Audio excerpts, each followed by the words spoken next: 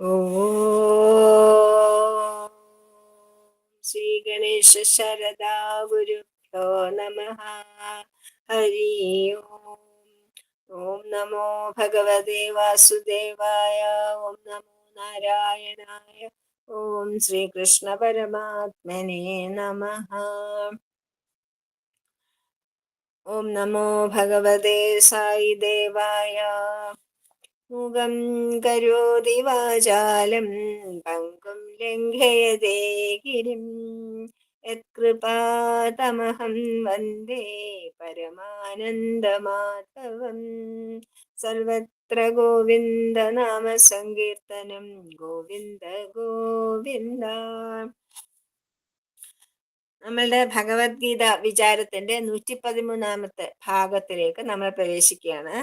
113 ഭാഗത്ത് നമ്മൾ മോക്ഷസന്യാസ യോഗത്തിന്റെ 33 ശ്ലോകം ആണ് നമ്മൾ പറയാൻ പോകുന്നത്.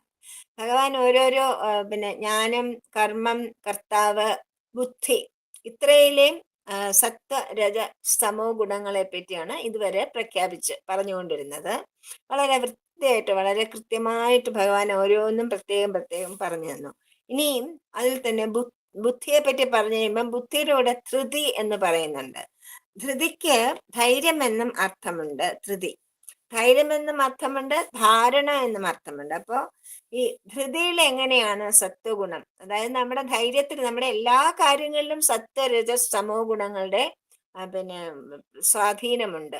അതുകൊണ്ട് ധൃതിയിൽ എങ്ങനെയാണ്, ധൃതി എന്ന് വെച്ചാൽ ഉപകരണങ്ങളാണ്. നമ്മള് ഒരു ബുദ്ധി ഉപയോഗിച്ച് ഒരു കാര്യം അറിഞ്ഞു കഴിഞ്ഞാൽ അതിനെ പ്രയോഗിക്കുന്ന രീതിക്കാണ് ധൃതി എന്ന് പറയുന്നത്.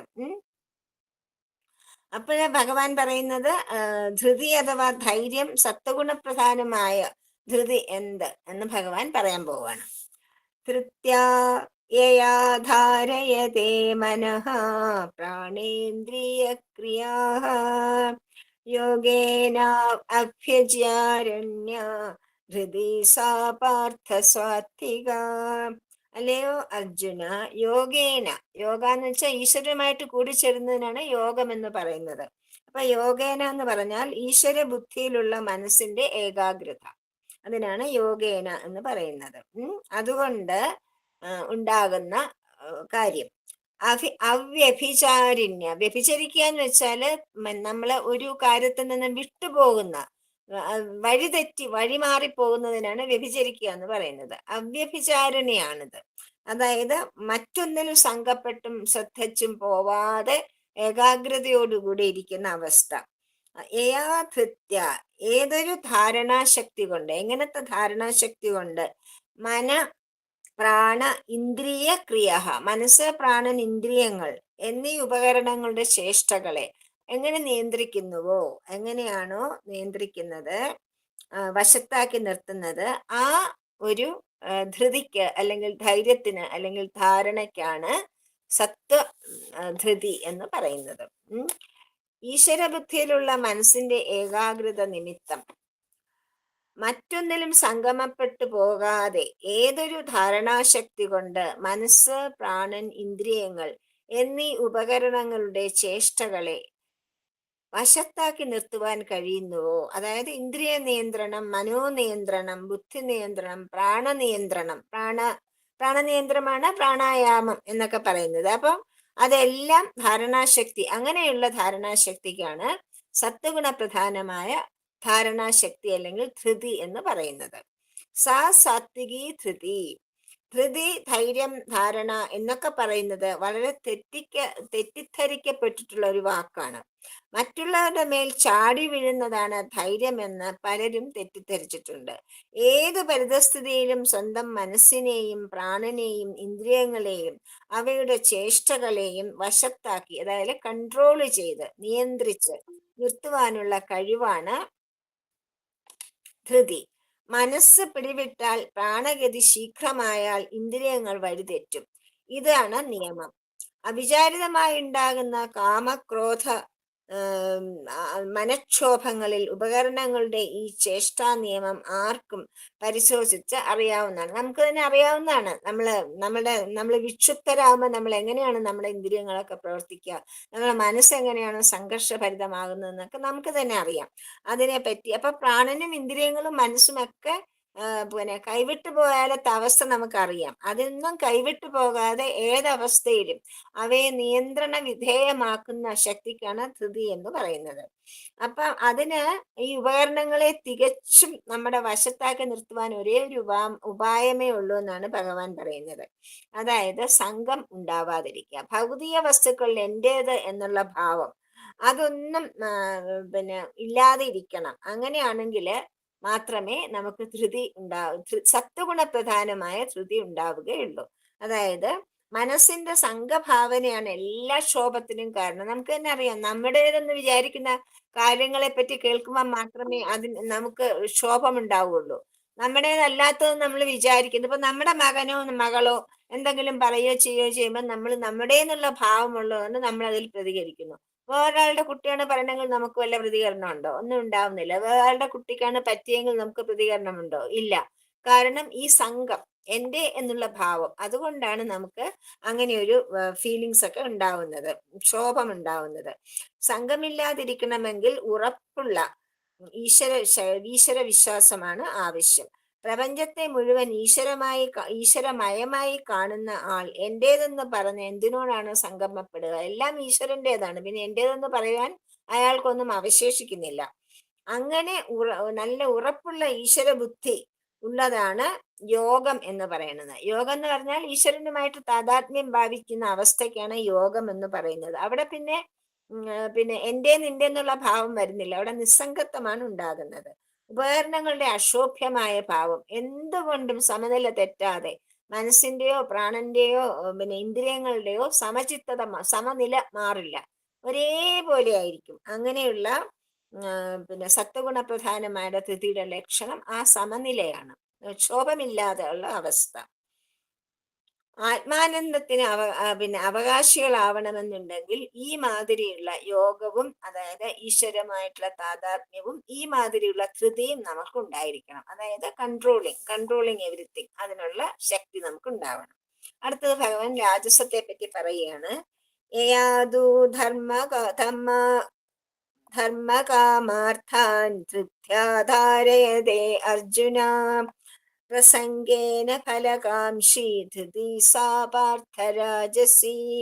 അല്ലയോ പാർത്ഥ, പ്രസംഗേന, അതായത് നമ്മുടെ ലോകത്ത് ജീവിക്കുമ്പം കളത്രപുത്ര എന്നാണ്, ഭാര്യ, ഭർത്താവ്, കുട്ടികൾ എന്നൊക്കെയുള്ള ഭൗതിക വസ്തുക്കളോടെല്ലാമുള്ള ഒരു സംഘം, ഞാൻ എൻ്റേത് എന്നിങ്ങനെയുള്ള അതിയായ സംഘം, എൻ്റേത് എല്ലാം എൻ്റേതെന്നുള്ള ഭാവം, അതാണ് നിമിത്തം ഫലകാംക്ഷി. അങ്ങനെ ഒരു സംഘമുള്ളത് കൊണ്ടാണ് എല്ലാ കാര്യങ്ങളും ചെയ്യുമ്പം ഫലം ഉണ്ടാകണമെന്ന് ആഗ്രഹിക്കുന്നത്. ഫലകാംക്ഷിയായിട്ട് നമ്മൾ കർമ്മഫലത്തിൽ ബദ്ധചിത്തരാകുന്നു.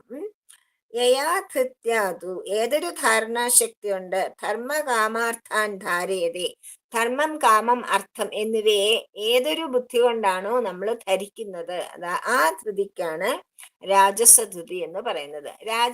രാജസധൃതി ഉള്ളവർക്ക് പുരുഷാർത്ഥങ്ങളില്ല, മോക്ഷമൊന്നും അവർക്ക് വേണ്ട. അവർക്ക് 3 കാര്യങ്ങളേ ഉള്ളൂ: ധർമ്മം, അർത്ഥം, കാമം. ധർമ്മം, അർത്ഥം, കാമം മാത്രമേ ഉള്ളൂ. മോക്ഷം അവരെ ഉപേക്ഷിക്കുകയാണ്. അല്ലയോ അർജുന, കളത്രപുത്രാദി മിത്രാദികളോടും ഭൗതിക വസ്തുക്കളോടും ഞാൻ എൻ്റേത് എന്നിങ്ങനെയുള്ള അതിയായ സംഘം നിമിത്തം സദാ കർമ്മഫലത്തിൽ ബദ്ധചിത്തനായ ആൾ ഏതൊരു ധാരണശക്തി കൊണ്ട് ധർമ്മം, കാമം, അർത്ഥം എന്നിവയെ യഥായോഗ്യം നിലനിർത്തി പോരുന്നുവോ ആ ധൃതിയാണ് രജോ ഗുണപ്രധാനമായ ധൃതി എന്ന് പറയപ്പെടുന്നത്. അവർക്ക് ധർമ്മം, കാമം, അർത്ഥത്തെ പറ്റി മാത്രമേ ചിന്തയുള്ളൂ, മോക്ഷത്തെ പറ്റി അവർ വിചാരിക്കുന്നില്ല. സ രാജസ ധൃതി. ആത്മസാക്ഷാത്കാര രൂപമായ മോക്ഷം രജോ ഗുണിക്ക് ലക്ഷ്യമേ അല്ല. മോക്ഷം വേണ്ട, മോക്ഷമൊന്നും വേണ്ട. ഇവിടെ തന്നെ ഇങ്ങനെ സുഖമായിട്ട് കഴിഞ്ഞാൽ മതി. മികച്ച ഭൗതിക സുഖമാണ് അയാളുടെ ലക്ഷ്യം. അതുകൊണ്ട് ധർമാർത്ഥ കാമങ്ങൾ മാത്രമേ അയാൾക്ക് പുരുഷാർത്ഥങ്ങളായിട്ടുള്ളൂ.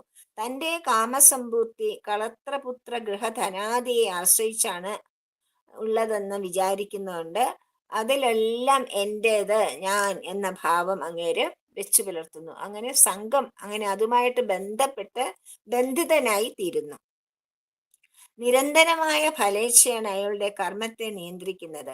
ഭൗതിക സുഖങ്ങളായ കർമ്മഫലങ്ങൾ തനിക്ക് വിപരീതമാകാതിരിക്കാൻ തക്കമുള്ള ധർമാചരണങ്ങൾ അപ്പോഴപ്പോൾ നിർവഹിക്കും. അതായത് ഭൗതിക സുഖങ്ങൾക്കിടയിൽ കൂടെ ദുഃഖമൊന്നും വരാതിരിക്കാനായിട്ട് വളരെ സൂക്ഷിച്ച് വളരെ കൃത്യനിഷ്ഠയോടുകൂടി അങ്ങനെയുള്ള ധർമ്മങ്ങളൊക്കെ, അത്രയ്ക്ക് വേണ്ടിയുള്ള ധർമ്മങ്ങളൊക്കെ അദ്ദേഹം ആചരിക്കും. വലിയ ദുഃഖമൊന്നും ഉണ്ടാകരുതേ എന്ന് എപ്പോഴും ഭഗവാനോട് പ്രാർത്ഥിക്കും. നമ്മളുടെയൊക്കെ സ്ഥിതിയാണിത്. എപ്പോഴും ഭഗവാനോട് പ്രാർത്ഥിച്ചുകൊണ്ടിരിക്കും, ഭഗവാനെ ആപത്ത് വരുത്തല്ലേ, ദുഃഖമുണ്ടാക്കല്ലേ, വലിയ വലിയ പരീക്ഷണങ്ങൾ തരുതേ എന്നൊക്കെ നമ്മളൊക്കെ എപ്പോഴും പ്രാർത്ഥിക്കുന്നവരാണല്ലോ.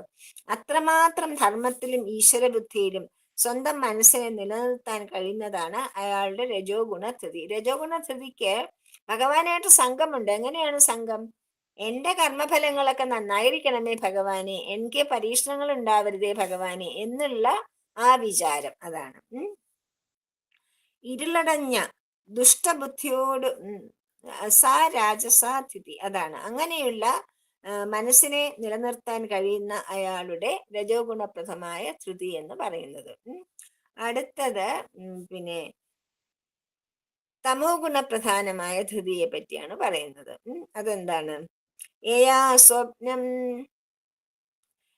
സ്വപ്നം ഭയം ശോകം വിഷാദം മദമേവ ച ന വിമുഞ്ചതി ദുർമേധാ ധൃതി സാ പാർത്ഥ താമസി. ജയ, വീഡിയോ ഓഫാക്കോ? അറിയാതെ വിട്ടതാണ്. അതായത് യയാ സ്വപ്നം ഭയം ശോകം വിഷാദം മദമേവ ച ന വിമുഞ്ചതി ദുർമേധാ ധൃതി സാ പാർത്ഥ താമസി. ദുർമേധ, ഇരുളടഞ്ഞ, മേധ എന്ന് വെച്ചാൽ ബുദ്ധി, ഇരുളടഞ്ഞ ദുഷ്ടബുദ്ധി, അതിനാണ് ദുർമേധ എന്ന് പറയുന്നത്. ഏതൊരു ധാരണാശക്തി നിമിത്തം സ്വപ്നം, ഉറക്കം, ഭയം, ശോകം, ദുഃഖം, വിഷാദം, അശുഭചിന്ത, മതം ഇങ്ങനെയുള്ളതൊക്കെ ഉള്ളത്, ഗർവം എന്നീ വികാരങ്ങളൊക്കെയാണ് അയാൾക്കുള്ളത്. ഞാൻ വിമുഞ്ചതി, ഒരിക്കലും അതൊന്നും കൈവിടില്ല. എന്തൊക്കെ തന്നെ പറഞ്ഞാലും അതിൽ തന്നെ ഉറച്ചു നിൽക്കും. ഈ തരത്തിലുള്ള വികാരങ്ങളിലൊക്കെ ഉറച്ചു നിൽക്കുന്ന ആളാണ് പിന്നെ താമസധൃതിയുള്ള ആളെന്ന് പറയുന്നത്. ഇരുളടഞ്ഞ ദുഷ്ടബുദ്ധിയോടു കൂടിയവൻ ഏതൊരു ധാരണാശക്തി നിമിത്തം ഉറക്കം, പേടി, സുഖം, ദുഃഖം, അശുഭചിന്ത, ഗർവം എന്നിവ ഒരിക്കലും കൈവിടില്ല. അല്ലയോ അർജുന, ആ ധൃതി താമസിയാണ്. നമ്മൾ ഇപ്പോഴത്തെ കാലത്ത് ഇങ്ങനെ താമസ ധൃതിയുള്ള ഒരുപാട് പേരെ നമ്മൾ കണ്ടുമുട്ടാറുണ്ട്, നമ്മൾ കാണാറുണ്ട്, അനുഭവിക്കാറുമുണ്ട് അല്ലെ. അവരൊക്കെ മുന്നോണ്ടും ആര് പറഞ്ഞാലും കേൾക്കില്ല, എപ്പോഴും അശുഭചിന്തയായിരിക്കും, അഹങ്കാരം, ഗർവം, ഭയങ്കര ഗർവം, ധാർഷ്ട്യം ഒക്കെ അവരുടെ സ്വഭാവത്തിലുണ്ടാവും. ഇങ്ങനെയുള്ള ഒരുപാട് പേര് ഇപ്പോഴത്തെ കാലത്ത് ഈ കലികാലത്തിലുണ്ട്. അത് താമസസ്ഥിതി, അതായത് കലികാലത്ത് താമസ ഭാവം വർദ്ധിക്കുന്നു ഭഗവാൻ പറഞ്ഞിട്ടുമുണ്ടായിരുന്നു. ഭൗതിക സുഖങ്ങളുടെ ലാഭത്തിനായി പോലും ചിത്തത്തെ അല്പമൊന്ന് നിയന്ത്രിക്കുവാനായിട്ട് തമോ ഗുണിക്ക് സാധിക്കുന്നില്ല. അതായത് ഇന്ദ്രിയ നിയന്ത്രണം എന്നുള്ളത് അസാധ്യമാണ് താമസധൃതിയുള്ളവർക്ക്. വസ്തുബോധം തീരെയില്ല. ലോക വ്യവഹാരത്തിൽ പോലും കാര്യകാര്യങ്ങൾ എന്താണെന്ന് നിശ്ചയമില്ല. മനസ്സ് സദാ മാറി മാറി ഭയം, ദുഃഖം എന്നിവ അനുഭവിച്ചുകൊണ്ടേയിരിക്കും. സദാ അശുഭഭാവന തുടരും. നിവൃത്തിയില്ലാതെ ആയാൽ മനസ്സ് ലയിച്ച് ഇങ്ങനെയുള്ള ചിന്തകൾ കൂടി വരുമ്പോ എന്ത് ചെയ്യുന്നറിയോ? പോയി കിടന്ന് സുഖമായിട്ട് ഉറങ്ങും, നല്ല ഉറക്കം. അപ്പൊ പിന്നെ ഒന്നും അറിയണ്ടല്ലോ, അങ്ങനെ ഉറക്കം പിടിക്കും. വേണ്ടാത്തിടത്തൊക്കെ ദുരഭിമാനവും മതവും കാണിക്കും. സ്വാർത്ഥത്തെ പോലും അപകടപ്പെടുത്തും, അവനവനെ തന്നെ അപകടപ്പെടുത്തും. ഇതാണ് തമോ ഗുണിയുടെ ധാരണാശക്തി, ഇതാണ് തമോ ഗുണിയുടെ ധൃതി എന്ന് പറയുന്നത്. ഇങ്ങനെ പിന്നെ ജ്ഞാനം, ബുദ്ധി, കർമ്മം, ധൃതി എന്നിവയൊക്കെ ഇങ്ങനെ വിവരിക്കുന്നത് യഥാർത്ഥമായി അവയൊക്കെ ആ പേരിന് അർഹതയില്ലെന്ന് കാണിക്കാനാണ്. ഇവയുടെ യഥാർത്ഥ സ്വരൂപം തെറ്റിദ്ധരിക്കപ്പെടാതിരിക്കണം. ബുദ്ധിഭേദവും ധൃതിഭേദവും ഇങ്ങനെ വിവരിച്ച ശേഷം ബുദ്ധിയെപ്പറ്റി പറഞ്ഞു, അതുപോലെ ധൃതിയെ പറ്റിയും പറഞ്ഞു ഭഗവാൻ. രണ്ടിൻ്റെയും സത്വഗുണം, രജോ ഗുണം, തമോ ഗുണം അതെങ്ങനെയാണ് അഫക്റ്റ് ചെയ്യുന്നതെന്ന് പറഞ്ഞു കഴിഞ്ഞു. അത് കഴിഞ്ഞിട്ട് ഭഗവാൻ ഇനി അടുത്ത 4 പദ്യങ്ങളിലൂടെ പറയാൻ പോണത് സുഖത്തിന്റെ ലക്ഷണം. സുഖത്തിന്റെ സാത്വികം, താമസികം രാജസികം എന്ന ലക്ഷണങ്ങൾ. അതായത് പ്രകൃതി ഗുണസംഭവ എന്നല്ലേ പറയണേ. പ്രകൃതി ഗുണ അത് ഈ പ്രപഞ്ചം, ഈ മായാപ്രപഞ്ചം തന്നെ ഗുണങ്ങളാൽ സൃഷ്ടിച്ചതാണ്. ബ്രഹ്മാവിൽ നിന്നും ഗുണങ്ങൾ വിഹരിച്ചു വന്നപ്പോഴാണ് പ്രകൃതി ഉണ്ടാവുന്നത്, സൃഷ്ടി ഉണ്ടാവുന്നത്. അതുകൊണ്ട് ഗുണങ്ങളാണ് അതിന്റെ പ്രാധാന്യം. അതുകൊണ്ട് എല്ലാ കാര്യങ്ങളിലും ഈ മൂന്ന് ഗുണങ്ങളും ഉണ്ടാവും, ഏറ്റക്കുറച്ചിലുണ്ടാവും. അങ്ങനെയാണ് അതിന്റെ സ്ഥിതി. അതിനെപ്പറ്റി ഭഗവാൻ പറയുകയാണ്. സുഖം തദിദാനിം ത്രിവിധം ശൃണു മേ ഭരർഷഭ അഭ്യാസാത് രമതേ യത്ര ദുഃഖാന്തം ജ നിഗച്ഛതി യദാഗ്രേ വിഷമിവ പരിണാമേ അമൃതോപമം തത്സുഖം സാത്വികം പ്രോക്തം ആത്മബുദ്ധി പ്രസാദജം. നെല്ലിക്ക കഴിക്കുന്നതിനെ പറ്റി ആലോചിച്ചാൽ മതി. നെല്ലിക്ക തിന്നുമ്പോൾ നമുക്ക് ആദ്യം കയ്ക്കും പിന്നെ മധുരിക്കും. അതുപോലെയാണ് സത്വഗുണപ്രധാനമായ സുഖം. സത്വഗുണപ്രധാനമായ സുഖവും ആദ്യം നമുക്ക് ഒട്ടും ഇഷ്ടപ്പെടില്ല, ഭയങ്കര ബുദ്ധിമുട്ടാണൊക്കെ തോന്നും. പക്ഷെ അതിന്റെ ഫലം എപ്പോഴും അമൃതോപമമായിരിക്കും. ആദ്യം വിഷമയമാണെന്ന് തോന്നും, ഓ എന്നെ കൊണ്ട് വയ്യാന്നൊക്കെ തോന്നും. പക്ഷെ അതിൽ ഉറച്ചു നിന്ന് ചെയ്യുകയാണെങ്കിൽ അതിന്റെ ഫലം എപ്പോഴും അമൃതോപമമായിരിക്കും. അതാണ് ഭഗവാൻ പറയുന്നത്. അല്ലയോ അർജുന, ഇതാനും ഇങ്ങനെ ത്രിവിധം സുഖന്തു, മൂന്ന് വിധമായ സുഖത്തെക്കുറിച്ച് ഞാൻ പറഞ്ഞ എന്നിൽ നിന്ന് നീ കേട്ടുകൊള്ളുക. എത്ര ഏത് സുഖാനുഭവത്തിലാണോ അഭ്യാസാത് രമതേ, മറ്റൊന്നിലും ആശ്രയിക്കാതെ മനസ്സിനെ കൺട്രോൾ ചെയ്തതുകൊണ്ട്, പരിശീലനം ചെയ്തതുകൊണ്ട് ആനന്ദം കിട്ടുന്നത്, ദുഃഖാന്തം ജ നിഗച്ഛതി, ദുഃഖം പൂർണ്ണമായി ഒഴിഞ്ഞു മാറാനും ഇടവരരുത്. തത് യത്, അങ്ങനെയുള്ള ഏത് സുഖമാണോ അഗ്രേ വിഷമിവ, ആദ്യം തോന്നും വിഷമയമാണ്, പരിശീലനത്തിൽ വിഷമയമായി തോന്നും. പക്ഷേ പരിണാമേ അമൃതോപമം, പിന്നെ അവസാനമാകുമ്പോഴത്തേക്കും അത് അഭ്യാസം പാകപ്പെടുന്നവർ, നമ്മൾ ഏത് കാര്യം തുടങ്ങുമ്പോഴും നമുക്ക് ഭയങ്കര ബുദ്ധിമുട്ട് തോന്നുമില്ലേ? ഒരു ഡാൻസ് പഠിക്കുമ്പോഴോ ഒരു കളി, ഇപ്പൊ ക്രിക്കറ്റോ അങ്ങനെയുള്ള കാര്യങ്ങളൊക്കെ പഠിക്കാൻ തുടങ്ങും, അല്ലെങ്കിൽ നമ്മുടെ സ്കൂളിലെ പാഠങ്ങൾ തന്നെ ശരിക്കും നമ്മൾ പഠിക്കാനായിട്ട് തുടങ്ങുമ്പോൾ അയ്യോ എന്തൊരു ബുദ്ധിമുട്ടാണ് നമുക്ക് ആദ്യം തോന്നും. പക്ഷെ അതിൽ തന്നെ ഉറച്ചു നിന്ന് മുന്നോട്ട് പോയി അഭ്യാസം കൊണ്ട് അത് വളരെ സുഗമമായി തീരും. മാത്രമല്ല നമ്മൾ അതിൽ ആനന്ദം കണ്ടെത്താൻ തുടങ്ങും. അതാണ് സത്വഗുണത്തിന്റെ സുഖത്തിന്റെ പ്രാധാന്യം. അപ്പൊ ആത്മബുദ്ധി പ്രസാദമായും മനസ്സിനും ബുദ്ധിക്കും പ്രസന്നത നൽകി ഉണ്ടാകുന്ന ആ സുഖത്തെയാണ് സാത്വിക സുഖം എന്ന് പറയുന്നത്. ഭഗവാൻ പറയുന്നു, അല്ലയോ അർജുന, ഇനി മൂന്ന് വിധമായ സുഖത്തെക്കുറിച്ച് ഞാൻ പറഞ്ഞു തരാം. ഏത് സുഖാനുഭവത്തിലാണോ മറ്റൊന്നിനെയും ആശ്രയിക്കാതെ അവനവന്റെ മനസ്സിന്റെ പരിശീലന പാകത കൊണ്ട് ആനന്ദം കിട്ടുന്നത്, അഭ്യാസം കൊണ്ട് നമുക്ക് ആനന്ദം കിട്ടും. ദുഃഖം പൂർണ്ണമായി ഒഴിഞ്ഞു മാറാനും ഇടവരുത്. കുറച്ച് ദുഃഖം ഉണ്ടാവണം, അല്ലെങ്കിൽ സുഖം എന്തെന്ന് അറിയാൻ പറ്റില്ല. ദുഃഖവും സുഖവും ഇടകലർന്നാണ് വരുന്നത്. സുഖമുണ്ടെങ്കിൽ ദുഃഖമുണ്ട്, ദുഃഖമുണ്ടെങ്കിൽ സുഖമുണ്ട്. എപ്പോഴും വെളിച്ചമാണെങ്കിൽ നമുക്ക് ഇരുട്ടിനെ പറ്റി അറിയാൻ പറ്റില്ല. അപ്പൊ നമുക്ക് എന്ത് സുഖമാ ഉള്ളത്? അതാണ് ഇതിനെപ്പറ്റി പറയുന്നത്. പരിശീലനം പാകപ്പെടുന്തോറും അമൃത പോലെ ആയിത്തീരും ഈ അനുഭവം. അങ്ങനെ മനസ്സിന്റെ ബുദ്ധിക്കും പ്രസന്നത നൽകുന്നതായിരിക്കും. ആ സുഖത്തെയാണ് സത്വഗുണപ്രധാനമായ സുഖമെന്ന് പറയുന്നത്. തത് സുഖം സാത്വികം. സത്വഗുണം മനസ്സിനെ ആത്മാവിനോട് അടുപ്പിക്കുന്ന ഗുണമാണ്. സത്വഗുണപ്രധാനികളായ ആൾക്കാർക്കാണ് ഈശ്വരനോട് കൂടുതലും അടുക്കുവാനായിട്ടുള്ള അവസരം കിട്ടുന്നത്. നമ്മൾ ഈശ്വരപ്രാപ്തി നേടിയിട്ടുള്ള എല്ലാ ആൾക്കാരെയും നോക്കി അറിയാം, അവരൊക്കെ രജോ ഗുണമോ തമോ ഗുണമോ അവരെ തൊട്ട് തന്നിട്ടുണ്ടാവില്ല. അവർ സത്വഗുണ പ്രധാനികളായിരിക്കും. സത്വഗുണ പ്രധാനമായ മനസ്സിനുണ്ടാകുന്ന സുഖത്തിനാണ് ആനന്ദം എന്ന് പറയുന്നത്.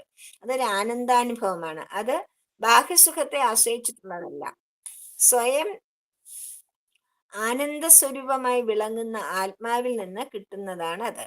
പരിശീലനം കൊണ്ടാണ് ഇത് വന്നു ചേരുന്നത്. ശ്രവണം, മനനം, ധ്യാനം എന്നിവ കൊണ്ട് പരിശീലനം. ഈ പരിശീലനം കൊണ്ട് രജസ്സും തമസ്സും അകലുന്നു. അതോടെ മായയുടെ ആവരണത്തിന് കട്ടി കുറയുന്നു. തുടർന്ന് എപ്പോൾ വേണമെങ്കിലും ഒരാൾക്ക് സുഖം അനുഭവിക്കാം. അതുകൊണ്ട് തന്നെ അത് ദുഃഖത്തെ പൂർണ്ണമായി ദുഃഖമുണ്ടെങ്കിലും ദുഃഖമില്ലാത്ത മട്ടിലാണ് സുഖിക്കുന്നത്. അതാണ് അതിന്റെ കാര്യം. പരിശീലനാരംഭത്തിൽ മനസ്സ് വഴങ്ങായിക നിമിത്തം, യോഗവിഘ്നങ്ങൾ നിമിത്തവും ഇതിനു വേണ്ട യത്നം വിഷം പോലെ അനുഭവപ്പെടാം. അതായത് നമ്മൾ സാധനകളൊക്കെ ചെയ്തു തുടങ്ങുമ്പോൾ, ധ്യാനം, ജപം ആദിയായ സാധനങ്ങളൊക്കെ ചെയ്തു തുടങ്ങുമ്പോൾ നമുക്ക് തോന്നും ഒന്നും വഴങ്ങുന്നില്ലല്ലോ, ബുദ്ധിമുട്ടാണല്ലോ എന്ന് തോന്നും. പക്ഷെ അതിനെ പറ്റി മൈൻഡ് ചെയ്യാതെ, അത് നമ്മൾ ശ്രദ്ധിക്കാതെ വീണ്ടും നമ്മളുടെ അഭ്യാസം തുടർന്നുകൊണ്ടേ പോവുകയാണെങ്കിൽ ആ ധ്യാനത്തിന്റെയും ജപത്തിന്റെയും ഒക്കെ സൗന്ദര്യവും അതിന്റെ സുഖവും നമുക്ക് കാലക്രമേണ അനുഭവപ്പെടാൻ തുടങ്ങും. അതിനാണ് അഭ്യാസേന എന്ന് ഭഗവാൻ എപ്പോഴും പറയുന്നത്. അഭ്യാസം കൊണ്ടാണ് മനസ്സ് വഴങ്ങുന്നത്. പരിശീലനം പാകപ്പെട്ടു വരുന്തോറും ആനന്ദം വർദ്ധിച്ചു വർദ്ധിച്ച് ഇത് അമൃതതുല്യമാണെന്ന് തെളിഞ്ഞു തെളിഞ്ഞു വരും. മാത്രമല്ല പരമസത്യം എന്തെന്ന് വ്യക്തമായി കാട്ടിത്തന്ന് മനസ്സിനെയും ഒരിക്കലും വിട്ടുപോകാത്ത പ്രസന്നതയോടുകൂടി ഇരിക്കുവാനായിട്ട് ഈ സുഖാനുഭവത്തിലൂടെ സാധിക്കും. ഇത് തന്നെയാണ് ദുഃഖത്തിന്റെ പൂർണ്ണത, ഒഴിഞ്ഞു മാറൽ. പിന്നെ ദുഃഖമില്ലാത്ത അവസ്ഥയല്ല, ദുഃഖമുണ്ടെങ്കിലും ദുഃഖത്തിനെ മൈൻഡ് ചെയ്യാത്ത അവസ്ഥ, ദുഃഖത്തിനെ പറ്റി ചിന്തിക്കാത്ത അവസ്ഥ. ദുഃഖം നമ്മളെ പിന്നെ ദുഃഖത്തിന്റെ സംഭവങ്ങളൊക്കെ നടക്കുമായിരിക്കും, പക്ഷെ അത് നമ്മളെ ബാധിക്കില്ല. അങ്ങനെ അത്രയധികം അഭ്യാസം കൊണ്ട് നമ്മൾ ഈശ്വരനുമായിട്ട് താതാത്മ്യം പ്രാപിച്ചിരിക്കുന്നു എന്നാണ് ഭഗവാൻ പറയുന്നത്. അതാണ് ചിത്തപ്രസാദത്തിന്റെ മഹത്വം എന്ന് പറയുന്നത്. അപ്പം ഈ രജോ സുഖമാണെങ്കിൽ എങ്ങനെയാണ്? രജോ ഗുണപ്രധാനമായ സുഖം എന്താണെന്നാണ് ഭഗവാൻ പറയുന്നത്. വിഷേന്ദ്രിയ സംയോഗാത് യതദഗ്രേ അമൃതോപമം പരിണാമേ വിഷമിവ തസുഖം രാജസം സ്മൃതം. ഇതിന്റെ നേരെ ഓപ്പോസിറ്റ്, അതായത് 3 വിധം സുഖത്തിൽ ഏതൊന്നാണോ വിഷയേന്ദ്രിയ സംയോഗാൽ, വിഷയങ്ങളും ഇന്ദ്രിയങ്ങളും, അതായത് ലൗകിക കാര്യങ്ങളും ഇന്ദ്രിയങ്ങളും കൊണ്ട് തമ്മിൽ ചേരുന്നത് കൊണ്ടുണ്ടാകുന്ന സന്തോഷം. ആ സന്തോഷം നമുക്ക് അമൃതം, എന്തൊരു സുഖം, എന്താ അമൃതം തന്നെ എന്നൊക്കെ നമുക്ക് ആദ്യം തോന്നും. പക്ഷേ കാലക്രമേണ ഈ അമൃതോപം എന്ന് തോന്നിയത് പരിണാമേ പതുക്കെ പതുക്കെ പരിണമിച്ചു വരുമ്പം വിഷം പോലെ തന്നെ അനുഭവപ്പെടാൻ തുടങ്ങും. അതിന്റെ വിഷമസ്ഥിതി നമുക്ക് മനസ്സിലാവാൻ തുടങ്ങും. അത് ദുഃഖപ്രദമായിട്ട് തീരുകയും ചെയ്യും. ഉദാഹരണത്തിന് ചെറുപ്പകാലത്തിൽ നമ്മൾ വിഷയത്തിലും എല്ലാം അങ്ങനെ മുഴുകി, നല്ല വിഷയഭോഗങ്ങളിലും ഇന്ദ്രിയ സുഖങ്ങളിലും എല്ലാം മുഴുകി അങ്ങനെ അടിച്ചു പൊളിച്ചെന്ന് പറയില്ലേ, എൻജോയ് എന്ന് ഭഗവാൻ പറയും എൻജോയ് എന്ന് വെച്ചാൽ ജോയ് എൻഡ് ചെയ്യുക. അത് തന്നെ, അതാണ് ഇവിടെ സംഭവിക്കുന്നത്. രജോ ഗുണപ്രധാനമായിട്ടുള്ള ആൾക്കാര് ആദ്യകാലങ്ങളിലൊക്കെ അങ്ങനെ അടിച്ച് തിമിർച്ച് മതിച്ച് സന്തോഷമായിട്ട് ജീവിച്ച്, ഓഹ് എന്തൊരു സുഖമായ ജീവിതം എന്നൊക്കെ വിചാരിക്കും. പക്ഷെ അവരുടെ ഇന്ദ്രിയങ്ങൾക്കും ശരീരത്തിനും ശക്തി ക്ഷയിച്ചു തുടങ്ങുമ്പം ആ വാസനകൾ മാറുകയുമില്ല, അതൊന്നും ചെയ്യാനുള്ള പ്രാപ്തിയും ഉണ്ടാവില്ല. അപ്പൊ അവർക്ക് എപ്പോഴും ദുഃഖിക്കാൻ തന്നെ അവസരം ഉണ്ടാവുകയുള്ളൂ. മുന്നോട്ട് പോകുന്തോറും വിഷമയമായിട്ട് തോന്നും, ഒന്നിനും വയ്യ, ആഗ്രഹമുണ്ട്, ഒന്നും ചെയ്യാൻ വയ്യാത്തൊരവസ്ഥ. നമ്മുടെ ശരീരത്തിനും മനസ്സിനും എല്ലാത്തിനും കാലക്രമേണ പ്രായം കൂടുന്തോറും നമ്മൾ എല്ലാ മനുഷ്യർക്കും ആ അവസ്ഥയിലൂടെ കഴിഞ്ഞുകൂടിയേ പറ്റുള്ളൂ. അപ്പം ചെറുപ്പകാലത്തിൽ അമൃതോപം എന്ന് വിചാരിച്ചതൊക്കെ പ്രായമാകുമ്പം വിഷമയമായിട്ട് തീരും.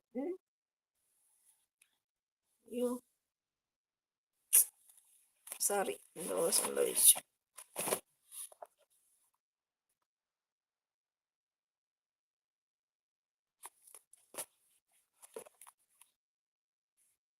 ഒന്ന് ഇതായിക്കോട്ടെ, വീണ്ടും കയറാം.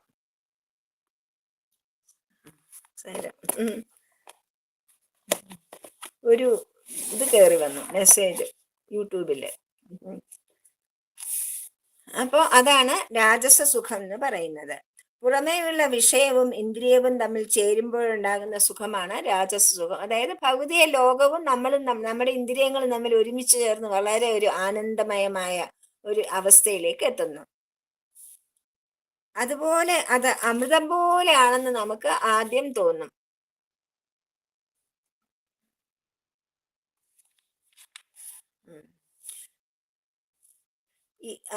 അങ്ങനെ അനുഭവിച്ച് മുന്നേറുന്നത് പോലെ അനുഭവിക്കുവാനുള്ള കൊതിയും വളരും. എന്നാൽ ഇന്ദ്രിയങ്ങൾക്ക് വിഷയഗ്രഹണത്തിനുള്ള കഴിവ് കുറഞ്ഞു കുറഞ്ഞു വരും. അതാണ് ഞാൻ പറഞ്ഞത്, ചെറുപ്പകാലത്ത് തോന്നുന്ന ഉത്സാഹവും അതൊന്നും നമുക്ക് പ്രായമാകുമ്പോൾ ഉണ്ടാവില്ല. അപ്പോഴേ വിഷയഗ്രഹണത്തിനുള്ള ശക്തി കുറയും. ആഗ്രഹം ഉണ്ടെങ്കിലും നമുക്ക് കാണാനും കേൾക്കാനും പിന്നെ എല്ലാം കഴിവ് കുറയുമല്ലോ, നമ്മുടെ എല്ലാ ഇന്ദ്രിയങ്ങളുടെ ശക്തി കുറഞ്ഞു വരുമല്ലോ. അപ്പോഴ് കൊതി ബാക്കിയുണ്ട്, അതൊക്കെ അനുഭവിക്കണമെന്നുള്ള ആഗ്രഹം ബാക്കി നിൽക്കുകയാണ്. അതുകൊണ്ട് തന്നെ എന്തുണ്ടാകുന്നു? ആ അനുഭവം സാധ്യമല്ലാതെ വരുമ്പോൾ നിരാശ ഉണ്ടാകുന്നു. ആ നിരാശ ഉണ്ടാകുമ്പം സങ്കടം ഉണ്ടാകുന്നു. അങ്ങനെയാണ് അനുഭവിക്കുന്തോറും മനസ്സിനും ബുദ്ധിക്കും പ്രസന്നത കൂടുന്നതാണ് സാത്വിക സുഖം. വിഷയങ്ങൾ അകന്നാലും ഇന്ദ്രിയങ്ങളും ദേഹവും തളർന്നാലും എന്ത് വന്നാലും സാത്വിക സുഖം അനുഭവിച്ചിട്ടുള്ളവർക്ക് ഒരിക്കലും ഒരു നിരാശ ഉണ്ടാവുന്നില്ല. നേരെ മറിച്ച് രാജസ സുഖികൾക്ക് ആഗ്രഹമുണ്ട്, പക്ഷെ കഴിയുന്നില്ല. അപ്പോഴവർക്ക് സദാസമയവും മനസ്സിന് തൃപ്തിയേ ഉണ്ടാവില്ല. മനസ്സെപ്പോഴും സങ്കടത്തിൽ തന്നെ നിൽക്കേണ്ടി വരും. അതിനാണ് സാത്വികമായ പിന്നെ വ്യത്യാസം, സാത്വികവും രാജസികവുമായ പിന്നെ സുഖത്തിന്റെ വ്യത്യാസം. അതാണ് സാത്വിക സുഖം അനുഭവിച്ചവർക്ക് ഒരിക്കൽ പിന്നെ വിഷമയമെന്ന് തോന്നിയത് അമൃതമയമായി തീറിക്കഴിഞ്ഞോ പിന്നെ ഒരിക്കലും അത് വിടില്ല. പിന്നെ അവർക്ക് എന്നും, അവർക്ക് ഇന്ദ്രിയങ്ങളില്ലെങ്കിലും കണ്ണില്ലെങ്കിലും കാതില്ലെങ്കിലും ചെവിയില്ലെങ്കിലും ഒന്നും പ്രശ്നമില്ല. അവർക്ക് ആഗ്രഹങ്ങളില്ല, അവർക്ക് ഒന്നിനോട് ശക്തിയില്ല, ആസക്തിയില്ല. അതുകൊണ്ട് തന്നെ അവര് നന്നായിട്ട് ഇരിക്കുന്നു. ഒരു ഘട്ടത്തിലെത്തുമ്പോൾ പിന്നെ സുഖം അനുഭവിക്കുവാൻ കഴിയാത്ത വണ്ണം തളർന്നു പോകുന്ന രാജസ പിന്നെ രാജസ പ്രാധാനികളായ ആളുകൾക്ക് സങ്കടം വരും. അതുകൊണ്ട് തന്നെയാണ് ഇന്ദ്രിയ സുഖം പുതിയ പുതിയ ഉത്തരവാദിത്തങ്ങളും ബന്ധങ്ങളും സൃഷ്ടിച്ച് അവരുടെ ജീവിതം പ്രായമാകും തോറും വിഷമയമായി തീരും. താമസ സുഖത്തിന്റെ ലക്ഷണമാണ് വിവരിക്കുന്നത്. യദഗ്രേ ചാനുബന്ധേ ച സുഖം മോഹനമാത്മനഃ നിദ്രാലസ്യ പ്രമാദോത്ഥം തത്താമസ സമുദ്രാഹൃതം. യത് സുഖം, ഏതൊരു സുഖമാണോ, അഗ്രേച ആരംഭത്തിലും, അനുബന്ധേച തുടർന്നും, ആത്മന മനസ്സിന്, മോഹനം എല്ലാത്തരം പിന്നെ വിവേകത്തെയും നശിപ്പിച്ച് മോഹത്തെ ഉളവാക്കുന്നത്. നിദ്രാലസ്യ പ്രമാദാർത്ഥം, നിദ്ര, ആലസ്യം, പ്രമാദം. പ്രമാദം എന്ന് വെച്ചാൽ ഒരുതരം ചിത്തഭ്രമം, ഭ്രാന്ത് തന്നെയാണ്. ഇവയൊക്കെ ഉണ്ടാക്കുന്നത് ആ സുഖം താമസം ഉദാഹൃതം, താമസമാണെന്ന് പറയപ്പെടുന്നു. അതായത് ഏതൊരു സുഖമാണോ ആരംഭത്തിലും എപ്പോഴും തുടർന്നും, പിന്നെ സാത്വിക സുഖം ആരംഭത്തിൽ വിഷമയമായി തോന്നും, പക്ഷെ അന്ത്യത്തിൽ അത് അമൃതോപമമായി തീരും. നേരെ രാജസുഖം ആരംഭത്തിലും മധ്യത്തിലുമൊക്കെ ആനന്ദം ആണെന്ന് തോന്നും, സുഖമാണെന്ന് തോന്നും, പക്ഷെ അന്ത്യത്തിൽ എത്തുന്തോറും അത് വിഷമയമായി ദുഃഖമയമായി തീരും. താമസ സുഖത്തിൽ അങ്ങനെയല്ല, തുടങ്ങുമ്പോഴും തുടർന്നും എപ്പോഴും മനസ്സിന് എല്ലാത്തരം വിവേകവും നശിപ്പിച്ച് മോഹത്തെ ഉളവാക്കുന്നത്. ഉറക്കം, ആലസ്യം, ചിത്തഭ്രമം ഇവ കൊണ്ടാണ് അതുണ്ടാകുന്നത്. ആ സുഖമാണ് തമോ ഗുണപ്രധാനമായ സുഖം. തത്താമസം ഉദാഹൃതം. തത്താമസം, നമ്മളിത് പറയുമ്പോഴും വായിക്കുമ്പോഴും നമ്മുടെ ജീവിതത്തിൽ തന്നെ പല സംഭവങ്ങൾ, നമ്മുടെ ജീവിതത്തിൽ ഉണ്ടായിട്ടുള്ള പല സംഭവങ്ങൾ, നമ്മൾ അറിഞ്ഞിട്ടുള്ള പല സംഭവങ്ങൾ, അറിഞ്ഞിട്ടുള്ള ആളുകൾ, ഇവരുമായിട്ടൊക്കെ നമുക്ക് മനസ്സുകൊണ്ട് ഒരു കമ്പാരിസൺ നടത്തുമ്പോൾ നമുക്ക് ഇതിന്റെ അർത്ഥം പെട്ടെന്ന് മനസ്സിലാവും. മോഹമാണ് തമോ ഗുണത്തിന്റെ ലക്ഷണം. ബുദ്ധിക്ക് ദേശകാല വിവേകം നഷ്ടപ്പെടുന്നതാണ് മോഹം. മോഹം എന്ന് വെച്ചാൽ എന്താണ്? ആഗ്രഹം എന്നല്ല. മോഹത്തിന്റെ അർത്ഥം ഇവിടെ ആഗ്രഹം എന്നല്ല, മറിച്ച് ബുദ്ധിക്ക് ദേശകാല വിവേകമൊക്കെ നഷ്ടപ്പെടും. എവിടെ എപ്പോൾ എന്ത് ചെയ്യണമെന്നൊന്നും ഒരു ബോധമില്ലാത്ത അവസ്ഥ, അതിനാണ് മോഹം എന്ന് പറയുന്നത്. ദേശകാല പരിഗണന കൂടാതെ മനസ്സ് ഉറക്കത്തിൽ ആണ്ടുപോകുക. അതായത് നമ്മൾ എവിടെയെങ്കിലും എല്ലാവരും കൂടെ സംസാരിച്ചിരിക്കുമ്പോൾ ഒരാളിരുന്ന് ഉറങ്ങുന്നതാണ്, ഒരു ശ്രദ്ധയില്ലാണ്ട്. അതുപോലെ സ്വകൃത്യം അനുഷ്ഠിക്കാതെ അലസനായിരിക്കുക, ഉചിതമല്ലാതെ എന്തും പ്രവർത്തിക്കുക, ഇതൊക്കെയാണ് താമസ സുഖത്തിന്റെ ലക്ഷണങ്ങൾ. മനസ്സ് ലയിച്ചു പോകുന്നതാണ് ഉറക്കം. ഉറക്കം സുഖമാണെങ്കിലും നിയന്ത്രിക്കാൻ കഴിയാതെ വേണ്ടാത്തിടത്ത് ഉറക്കം വന്നാൽ അത് സുഖമല്ലല്ലോ.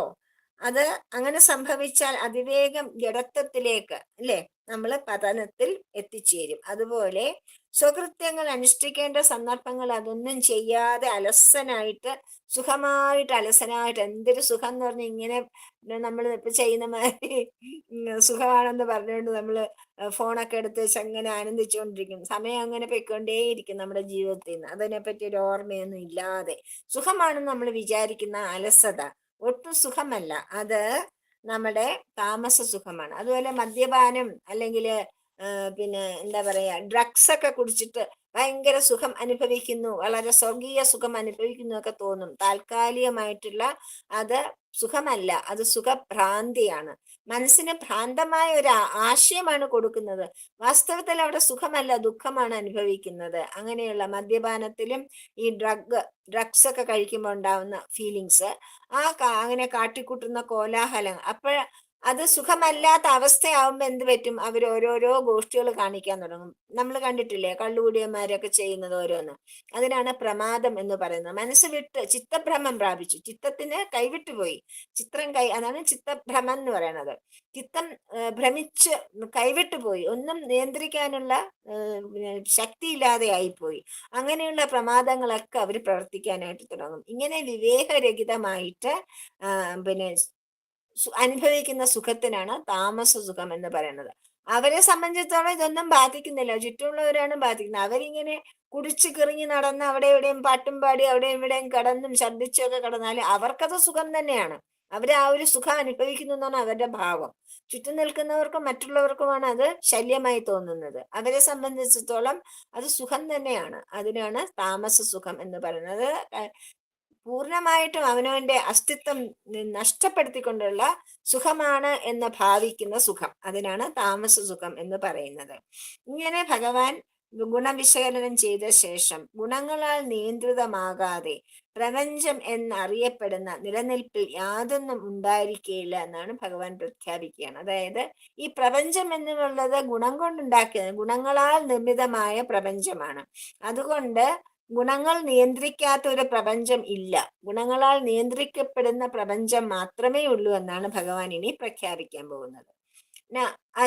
തദസ്തി പൃഥ്വ്യാം വാ ദിവി ദേവേഷു വാ പുനഃ സത്വം പ്രകൃതിജൈർമുക്തം യഥേഭിഃ സാ നിർഭുർഗുണൈഃ. പൃഥ്വ്യാം വാ ഭൂമിയിലോ, പുനദിവി അതിനുപരി സ്വർഗത്തിലോ അല്ലെങ്കിൽ ദേവന്മാരിലോ, ഏഭി ത്രിഭി ഈ മൂന്ന് പ്രകൃതിജൈ ഗുണ ഇത് മൂന്നിലും പ്രകൃതി ഘടകങ്ങളായ ഗുണങ്ങളോട് മുക്തം വേർപെട്ട് യത് സത്വം സ്യാത് ഏതെങ്കിലും ഒരു ദൃശ്യം ഉണ്ടാകാം. തത് എന്നത് സാധ്യതയില്ല. അതായത് ഭൂമിയിലോ അതിനുപരി സ്വർഗത്തിലോ ദേവന്മാരിലോ ഈ മൂന്ന് പ്രകൃതി ഘടകങ്ങളായ സത്വ രജസ്തമോ ഗുണങ്ങൾ അതിനോട് വേർപെട്ട ഏതെങ്കിലും ഒരു ദൃശ്യം ഉണ്ടാകാൻ സാധ്യതയില്ല. കാരണം അതിന്റെ അർത്ഥം എന്താണ്? സാധ്യതയില്ല എന്ന് പറഞ്ഞാൽ അതേ സാധ്യതയുള്ളൂ, ഗുണങ്ങളില്ലാതെ ഒന്നിനും നിലനിൽപ്പില്ല എന്നാണ് ഭഗവാൻ പറയുന്നത്. തദസ്തി പ്രകൃതിജന്യങ്ങളായ ഗുണങ്ങളോട് കൂടാതെ യാതൊന്നും തന്നെ പ്രപഞ്ചമെന്നടപ്പുന്ന കാഴ്ചയിൽ ഉണ്ടായിരിക്കുന്നതല്ല. ഭൂമിയിലുമില്ല, സ്വർഗത്തിലുമില്ല. ബ്രഹ്മപ്രകൃതി സ്പന്ദിപ്പിച്ചതാണല്ലോ പ്രപഞ്ചം ഉണ്ടാകുന്നത്.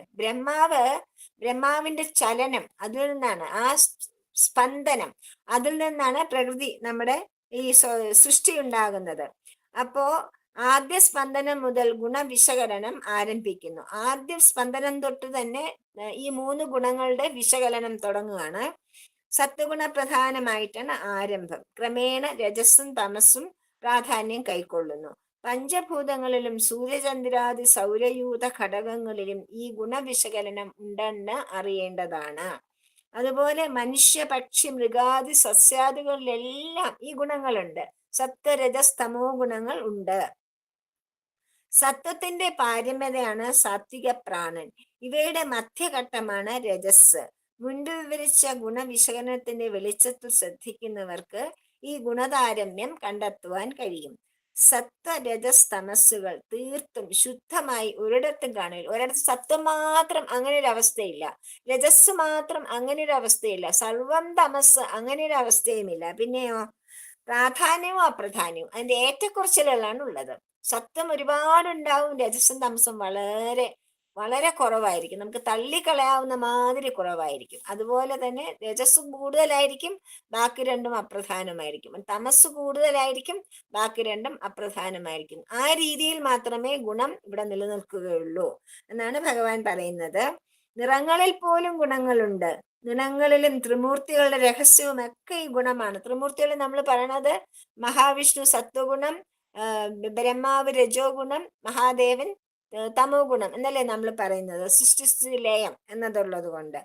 അങ്ങനെ എല്ലാത്തിനും നിറങ്ങൾക്ക് കൊണ്ട് ഗുണം. വെളുപ്പ് സത്വഗുണം, ചുമപ്പ് രജോ ഗുണം, കറുപ്പ് തമോ ഗുണം. അങ്ങനെ നിറങ്ങൾക്ക് നമ്മൾ ഗുണങ്ങൾ കൊടുത്തിരിക്കുകയാണ്. ഇങ്ങനെ പ്രപഞ്ച സംവിധാനത്തിൽ ഗുണങ്ങൾക്കുള്ള അനിവാര്യതയാണ് പശ്ചാത്തലം.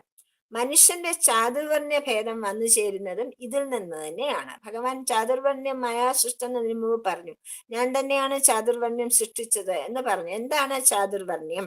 ഇതിന്റെ പശ്ചാത്തലം, ഈ ഗുണങ്ങളുടെ പശ്ചാത്തലത്തിലാണ് ചാതുർവർണ്ണ്യം ഉണ്ടാകുന്നത്. അല്ലാതെ ജാതിയോ ജനനമോ അല്ല. ഒരാൾ ജനിക്കുന്നത് കൊണ്ടോ ജാതി കൊണ്ടോ മതം കൊണ്ടോ ഒന്നും ചാതുർവർണ്ണത്തിൽ പെടുന്നില്ല. അത് ഭഗവാൻ പറഞ്ഞത് ഈ ഗുണങ്ങളുടെ പശ്ചാത്തലത്തിൽ മാത്രമാണ്. ചാതുർവർണ്ണ്യം മറ്റൊരു തരത്തിലും തെറ്റിദ്ധരിക്കപ്പെടരുത് എന്ന് കരുതിക്കൊണ്ട് സ്വഭാവത്തിലാണ് ചാതുർവർണ്ണ്യം നിലകൊള്ളുന്നതെന്ന് ഭഗവാൻ വീണ്ടും വീണ്ടും പറയും. നമ്മളതൊക്കെ തെറ്റിദ്ധരിപ്പിക്കരുതെന്ന് കരുതിയാണ് ഭഗവാൻ പറഞ്ഞത്. അതായത് സ്വഭാവത്തിൽ നിന്നും ജനിക്കുന്നതാണ് ചാതുർവർണ്ണ്യം, അല്ലാതെ ജനനം കൊണ്ടോ വളർച്ച കൊണ്ടോ അല്ലെങ്കിൽ ജാതി മതം കൊണ്ടോ അല്ല എന്ന് ഭഗവാൻ കൃത്യമായിട്ട് പറഞ്ഞിട്ടുണ്ട്. പക്ഷെ മനുഷ്യരായ നമ്മൾ അതിനെ ഒക്കെ തലതിരിച്ചു വെച്ചു, അത്രയേ ഉള്ളൂ. ഭഗവാൻ പറയാണ് ഇങ്ങനെയാണ് ഈ ചാതുർവർണ്ണ്യം. ആരാണ് ബ്രാഹ്മണൻ, ആരാണ് ക്ഷത്രിയൻ, ആരാണ് ശൂദ്രൻ, വൈശ്യൻ എന്ന് പറയുകയാണ്. ബ്രാഹ്മണ ക്ഷത്രിയ വിംശാം രുദ്രാണാം ച പരന്തപ കർമാണി പ്രവിഭക്ത്യാനി സ്വഭാവ പ്രഭവൈ ഗുണൈഹി. പരന്തപ, അല്ലയോ അർജുനന്റെ വേറൊരു പേരാണ് പരന്തപൻ. തപിപ്പിക്കുന്നവൻ, ശത്രുക്കളെ തപിപ്പിക്കുന്നവൻ, അതാണ് പരന്തപൻ. അങ്ങനെയുള്ള അർജുന സ്വഭാവപ്രഭാവേ, മനുഷ്യരുടെ സ്വഭാവത്തിൽ നിന്ന് രൂപം കൊള്ളുന്ന ഗുണൈഹി സത്വരജസ്തമോ ഗുണങ്ങളെ ആശ്രയിച്ച് ബ്രാഹ്മണ ക്ഷത്രിയ വിംശാം, ബ്രാഹ്മണൻ ക്ഷത്രിയൻ വൈശ്യൻ ശൂദ്രൻ എന്നുള്ള കർമാണി പ്രവൃത്തികൾ വേർതിരിക്കപ്പെടുന്നു. ബ്രാഹ്മണൻ ക്ഷത്രിയൻ വൈശ്യൻ ശൂദ്രൻ എന്ന 4 വർണ്ണങ്ങളുടെ പ്രവൃത്തികളെയാണ് ഇവിടെ വിഭജിച്ചിരിക്കുന്നത്. മനസ്സിലായി? അല്ലാതെ അവര് മനുഷ്യരുടെ ജാതിയല്ല ഭഗവാൻ വിഭജിച്ചത്. അല്ലയോ അർജുന, മനുഷ്യരുടെ സ്വഭാവത്തിൽ നിന്ന് രൂപം കൊള്ളുന്ന സത്വരജസ്തമോ ഗുണങ്ങളെ ആശ്രയിച്ച് ബ്രാഹ്മണ ക്ഷത്രിയ വൈശ്യന്മാരുടെയും ശൂദ്രന്മാരുടെയും പ്രവൃത്തികൾ വേർതിരിക്കപ്പെട്ടിരിക്കുന്നു. സ്വഭാവ പ്രഭവൈർ ഗുണൈ, സ്വഭാവത്തിന്റെ പ്രഭാവം കൊണ്ടാണ് ഗുണങ്ങൾ ഉണ്ടായിരിക്കുന്നത്. സ്വഭാവ ശബ്ദത്തിൽ തന്നെ ഭഗവാൻ പറയുന്നു സ്വയം ഭവിക്കുക എന്നതിനാണ് സ്വഭാവം എന്ന് പറയുന്നത്. സ്വയം, അതായത് ഒരാളുടെ സഹജമായ പ്രകൃതം, അതാണ് സ്വഭാവം. അവനവന്റെ ഭാവം. ഞാൻ എന്ന അഹംബോധം മുതൽ സങ്കല്പോത്ഭകമായ ജീവന്റെ സൂക്ഷ്മ ശരീരവും മാംസാസ്ഥിമമായ സ്ഥൂല ശരീരം, മനസ്സെന്ന് പറയുന്നത് സൂക്ഷ്മ ശരീരമാണ്, ശരീരം എന്ന് പറയുന്നത് സ്ഥൂല ശരീരമാണ്, അല്ലെ? അതിന് മാംസവും അസ്ഥിയൊക്കെയാണുള്ളത്. അതെല്ലാം തന്നെ ജീവന്റെ സ്വയം ഭവിക്കലാണ്, അത് സ്വഭാവമാണ്. ഇവ പൂർണ്ണമായും ജീവന്റെ ഉത്തരവാദിത്തമായതുകൊണ്ട് ഇവയെ മാറ്റിമറിക്കുവാനോ ഉപേക്ഷിക്കുവാനോ ഒക്കെ ജീവന് സ്വാതന്ത്ര്യമുണ്ട്. നമ്മൾ തന്നെ ഉണ്ടാക്കുന്ന ഒരു കാര്യങ്ങൾ മാറ്റാൻ നമുക്ക് സാധിക്കുമല്ലോ. നമ്മൾ തന്നെ ഒരു സാധനം എന്തെങ്കിലും ഉണ്ടാക്കുകയാണെങ്കിൽ അതിനെ തിരിച്ചും മറിച്ചും ഒക്കെ നമുക്ക് എന്ത് വേണമെങ്കിലും ചെയ്യാം. അല്ലെങ്കിൽ നമ്മൾ നല്ലൊരു ഡ്രസ്സ് ഉണ്ടാക്കിന്നിരിക്കട്ടെ, ആ ഡ്രസ്സിന്റെ വലിപ്പം കൂട്ടാനോ വലിപ്പം കുറയ്ക്കാനോ ഫാഷൻ മാറ്റാനോ ഒക്കെ നമുക്ക് കഴിയും. അതുപോലെയാണ് ഇവിടെ ജീവനാണ് സൃഷ്ടിച്ചത് ഈ വ്യത്യാസങ്ങൾ, അതുകൊണ്ട് ജീവൻ അതിനെ മാറ്റിമറിക്കുവാനുള്ള അധികാരമുണ്ട് എന്ന് പറയുകയാണ്. ഈ സ്വഭാവത്തെ ആശ്രയിച്ചാണ് ഓരോ ജീവന്റെയും ഗുണഘടന വേർതിരിയുന്നത്. ഗുണഘടനയ്ക്കനുസരിച്ച് കർമ്മങ്ങളും വേർതിരിയുന്നു. ഇത് നിയമമാണ്, മനസ്സിലായില്ലേ? സ്വഭാവം മാറിയാൽ ഗുണഘടന മാറും, ഗുണഘടന മാറിയാൽ കർമ്മം മാറും, സ്വഭാവം പാടേ മാറ്റിയാൽ ഗുണഘടന പാടേ മാറും, തുടർന്ന് കർമ്മവും അതുപോലെ തന്നെ പാടേ മാറും. അങ്ങനെ ജീവത്വം മാറി ബ്രഹ്മത്വം കൈവരാം. ഇതാണ് മോക്ഷം. അതായത് ഒരു ജീവന് ബ്രഹ്മപ്രാപ്തി ഉണ്ടാകുന്നതിനാണ് മോക്ഷം എന്ന് പറയുന്നത്. ഈശ്വരനുമായിട്ട് താതാത്മ്യം പ്രാപിക്കുന്നതിനാണ് മോക്ഷം എന്ന് പറയുന്നത്. അപ്പോ വെറും ജീവനായിട്ട് ജനിച്ച ഒരാൾക്ക് ബ്രഹ്മപ്രാപ്തി ഉണ്ടാകാനുള്ള സാധ്യതയുണ്ട് എന്നാണ് പറയുന്നത്. അതുകൊണ്ട് ഒരു ജീവന് ബ്രാഹ്മണ ക്ഷത്രിയ വൈശ്യ ശൂദ്രന്മാരിൽ താൻ ആരായിരിക്കണം എന്ന് തീരുമാനിക്കാനുള്ള അധികാരമുണ്ട്. അതുപോലെ തന്നെ അയാൾക്ക് അതിനുള്ള സ്വാതന്ത്ര്യവുമുണ്ട്. താൻ ബ്രാഹ്മണനാണോ ക്ഷത്രിയനാവണോ, കർമ്മം കൊണ്ടാണ് ബ്രാഹ്മണനും ക്ഷത്രിയനും വൈശ്യനും ശൂദ്രനും ഉണ്ടാകുന്നത്. എവിടെയാണ് താൻ ആയിരിക്കേണ്ടതെന്ന് തീരുമാനിക്കാനുള്ള ഒരു സ്വാതന്ത്ര്യവും അവകാശവും ഓരോ മനുഷ്യർക്കുമുണ്ട്. മനസ്സിലായില്ലേ? അതുകൊണ്ട് ഇതിന് ഞാൻ ആരാകണ്ട എന്നും തീരുമാനിക്കാം, ആരാകണമെന്ന് തീരുമാനിക്കാം, ആരാകണ്ട എന്നും തീരുമാനിക്കാം. അതും ജീവന് ആ സ്വാതന്ത്ര്യം ഭഗവാൻ നൽകിയിട്ടുണ്ട്. ഇങ്ങനെ സ്വഭാവം ഉണ്ടാക്കി തീർക്കുന്ന ചാതുവർണ്ണ കർമ്മങ്ങളെ ഓരോന്നായി ഭഗവാൻ ഇനി വിവരിക്കാൻ പോവുകയാണ്. ആദ്യമായി ഭഗവാൻ ബ്രാഹ്മണ കർമ്മത്തെയാണ് വിവരിക്കാൻ പോകുന്നത്. ശമോ ദമസ്തപഃ ശൗചം ക്ഷാന്തിരാർജവമേവ ച ജ്ഞാനം വിജ്ഞാനമാസ്തിക്യം ബ്രഹ്മകർമ്മ സ്വഭാവജം. കൃത്യമായിട്ട് ഭഗവാൻ പറയുകയാണ് ആരാണ് ബ്രാഹ്മണൻ, എന്താണ് ബ്രാഹ്മണ കർമ്മം, സ്വഭാവം. ശമം, ശമം എന്ന് വെച്ചാല് മനസ്സിനെ അടക്കുക, മനോനിയന്ത്രണത്തിനാണ് ശമം എന്ന് പറയുന്നത്. ദമം എന്ന് പറഞ്ഞാൽ ഇന്ദ്രിയങ്ങളെ അടക്കുക, അതായത് നമ്മുടെ കണ്ണ്, മൂക്ക്, വായ, ചെവി, കയ്യ്, കാല്, ഇതിനെല്ലാം നമ്മുടെ എല്ലാ ഇന്ദ്രിയങ്ങളും, ജ്ഞാനേന്ദ്രിയങ്ങളെയും കർമ്മേന്ദ്രിയങ്ങളെയും അടക്കുവാനുള്ള ശക്തിക്കാണ് ദമം എന്ന് പറയുന്നത്. അതുപോലെ തപ എന്ന് വെച്ചാൽ ഏകാഗ്രത. ഏകാഗ്രതയോടുകൂടി ഏത് കാര്യം ചെയ്യുന്നത് തപസ്സാണ്. അപ്പൊ നമ്മൾ അടുക്കളയിൽ നല്ല ഏകാഗ്രതയോടുകൂടി വർക്ക് ചെയ്യുകയാണെങ്കിൽ അതൊരു തരം തപസ്സാണ്. നാമം ജപിക്കുന്നത് തപസ്സാണ്, എഴുതുന്നത് തപസ്സാണ്, വായിക്കുന്നത് തപസ്സാണ്, സത്സംഗം തപസ്, എല്ലാം തപസ് തന്നെയാണ്. ഏകാഗ്രതയോടെ ചെയ്താൽ അത് തപസ്സായി മാറും. ശൗചം, ശൗചം എന്ന് വെച്ചാൽ ശുദ്ധിയാണ്. എന്താണ് ശുദ്ധി? ആന്തരികവും ബാഹ്യവുമായ ശുദ്ധി ഉണ്ടാവണം. നമ്മുടെ ശരീരത്തിന് പൂർണ്ണമായ ശുദ്ധി ഉണ്ടാവണം. നമ്മുടെ ശരീരത്തിന് ശുദ്ധി എന്ന് പറയുമ്പോൾ സ്ഥൂല ശരീരമാകുമ്പോൾ ബാഹ്യമായിട്ടുള്ള എല്ലാം, നമ്മുടെ വസ്ത്രം, നമ്മുടെ നമ്മുടെ എല്ലാത്തിനും ശുദ്ധി ഉണ്ടാവണം. അതുപോലെ അത് മാത്രം പോരാ, ആന്തരിക ശുദ്ധി, അതിനാണ് ശൗചം എന്ന് പറയുന്നത്. നമ്മുടെ ശരീരശുദ്ധി മാത്രമായാൽ പൂർണ്ണമായ ശൗചമാകുന്നില്ല.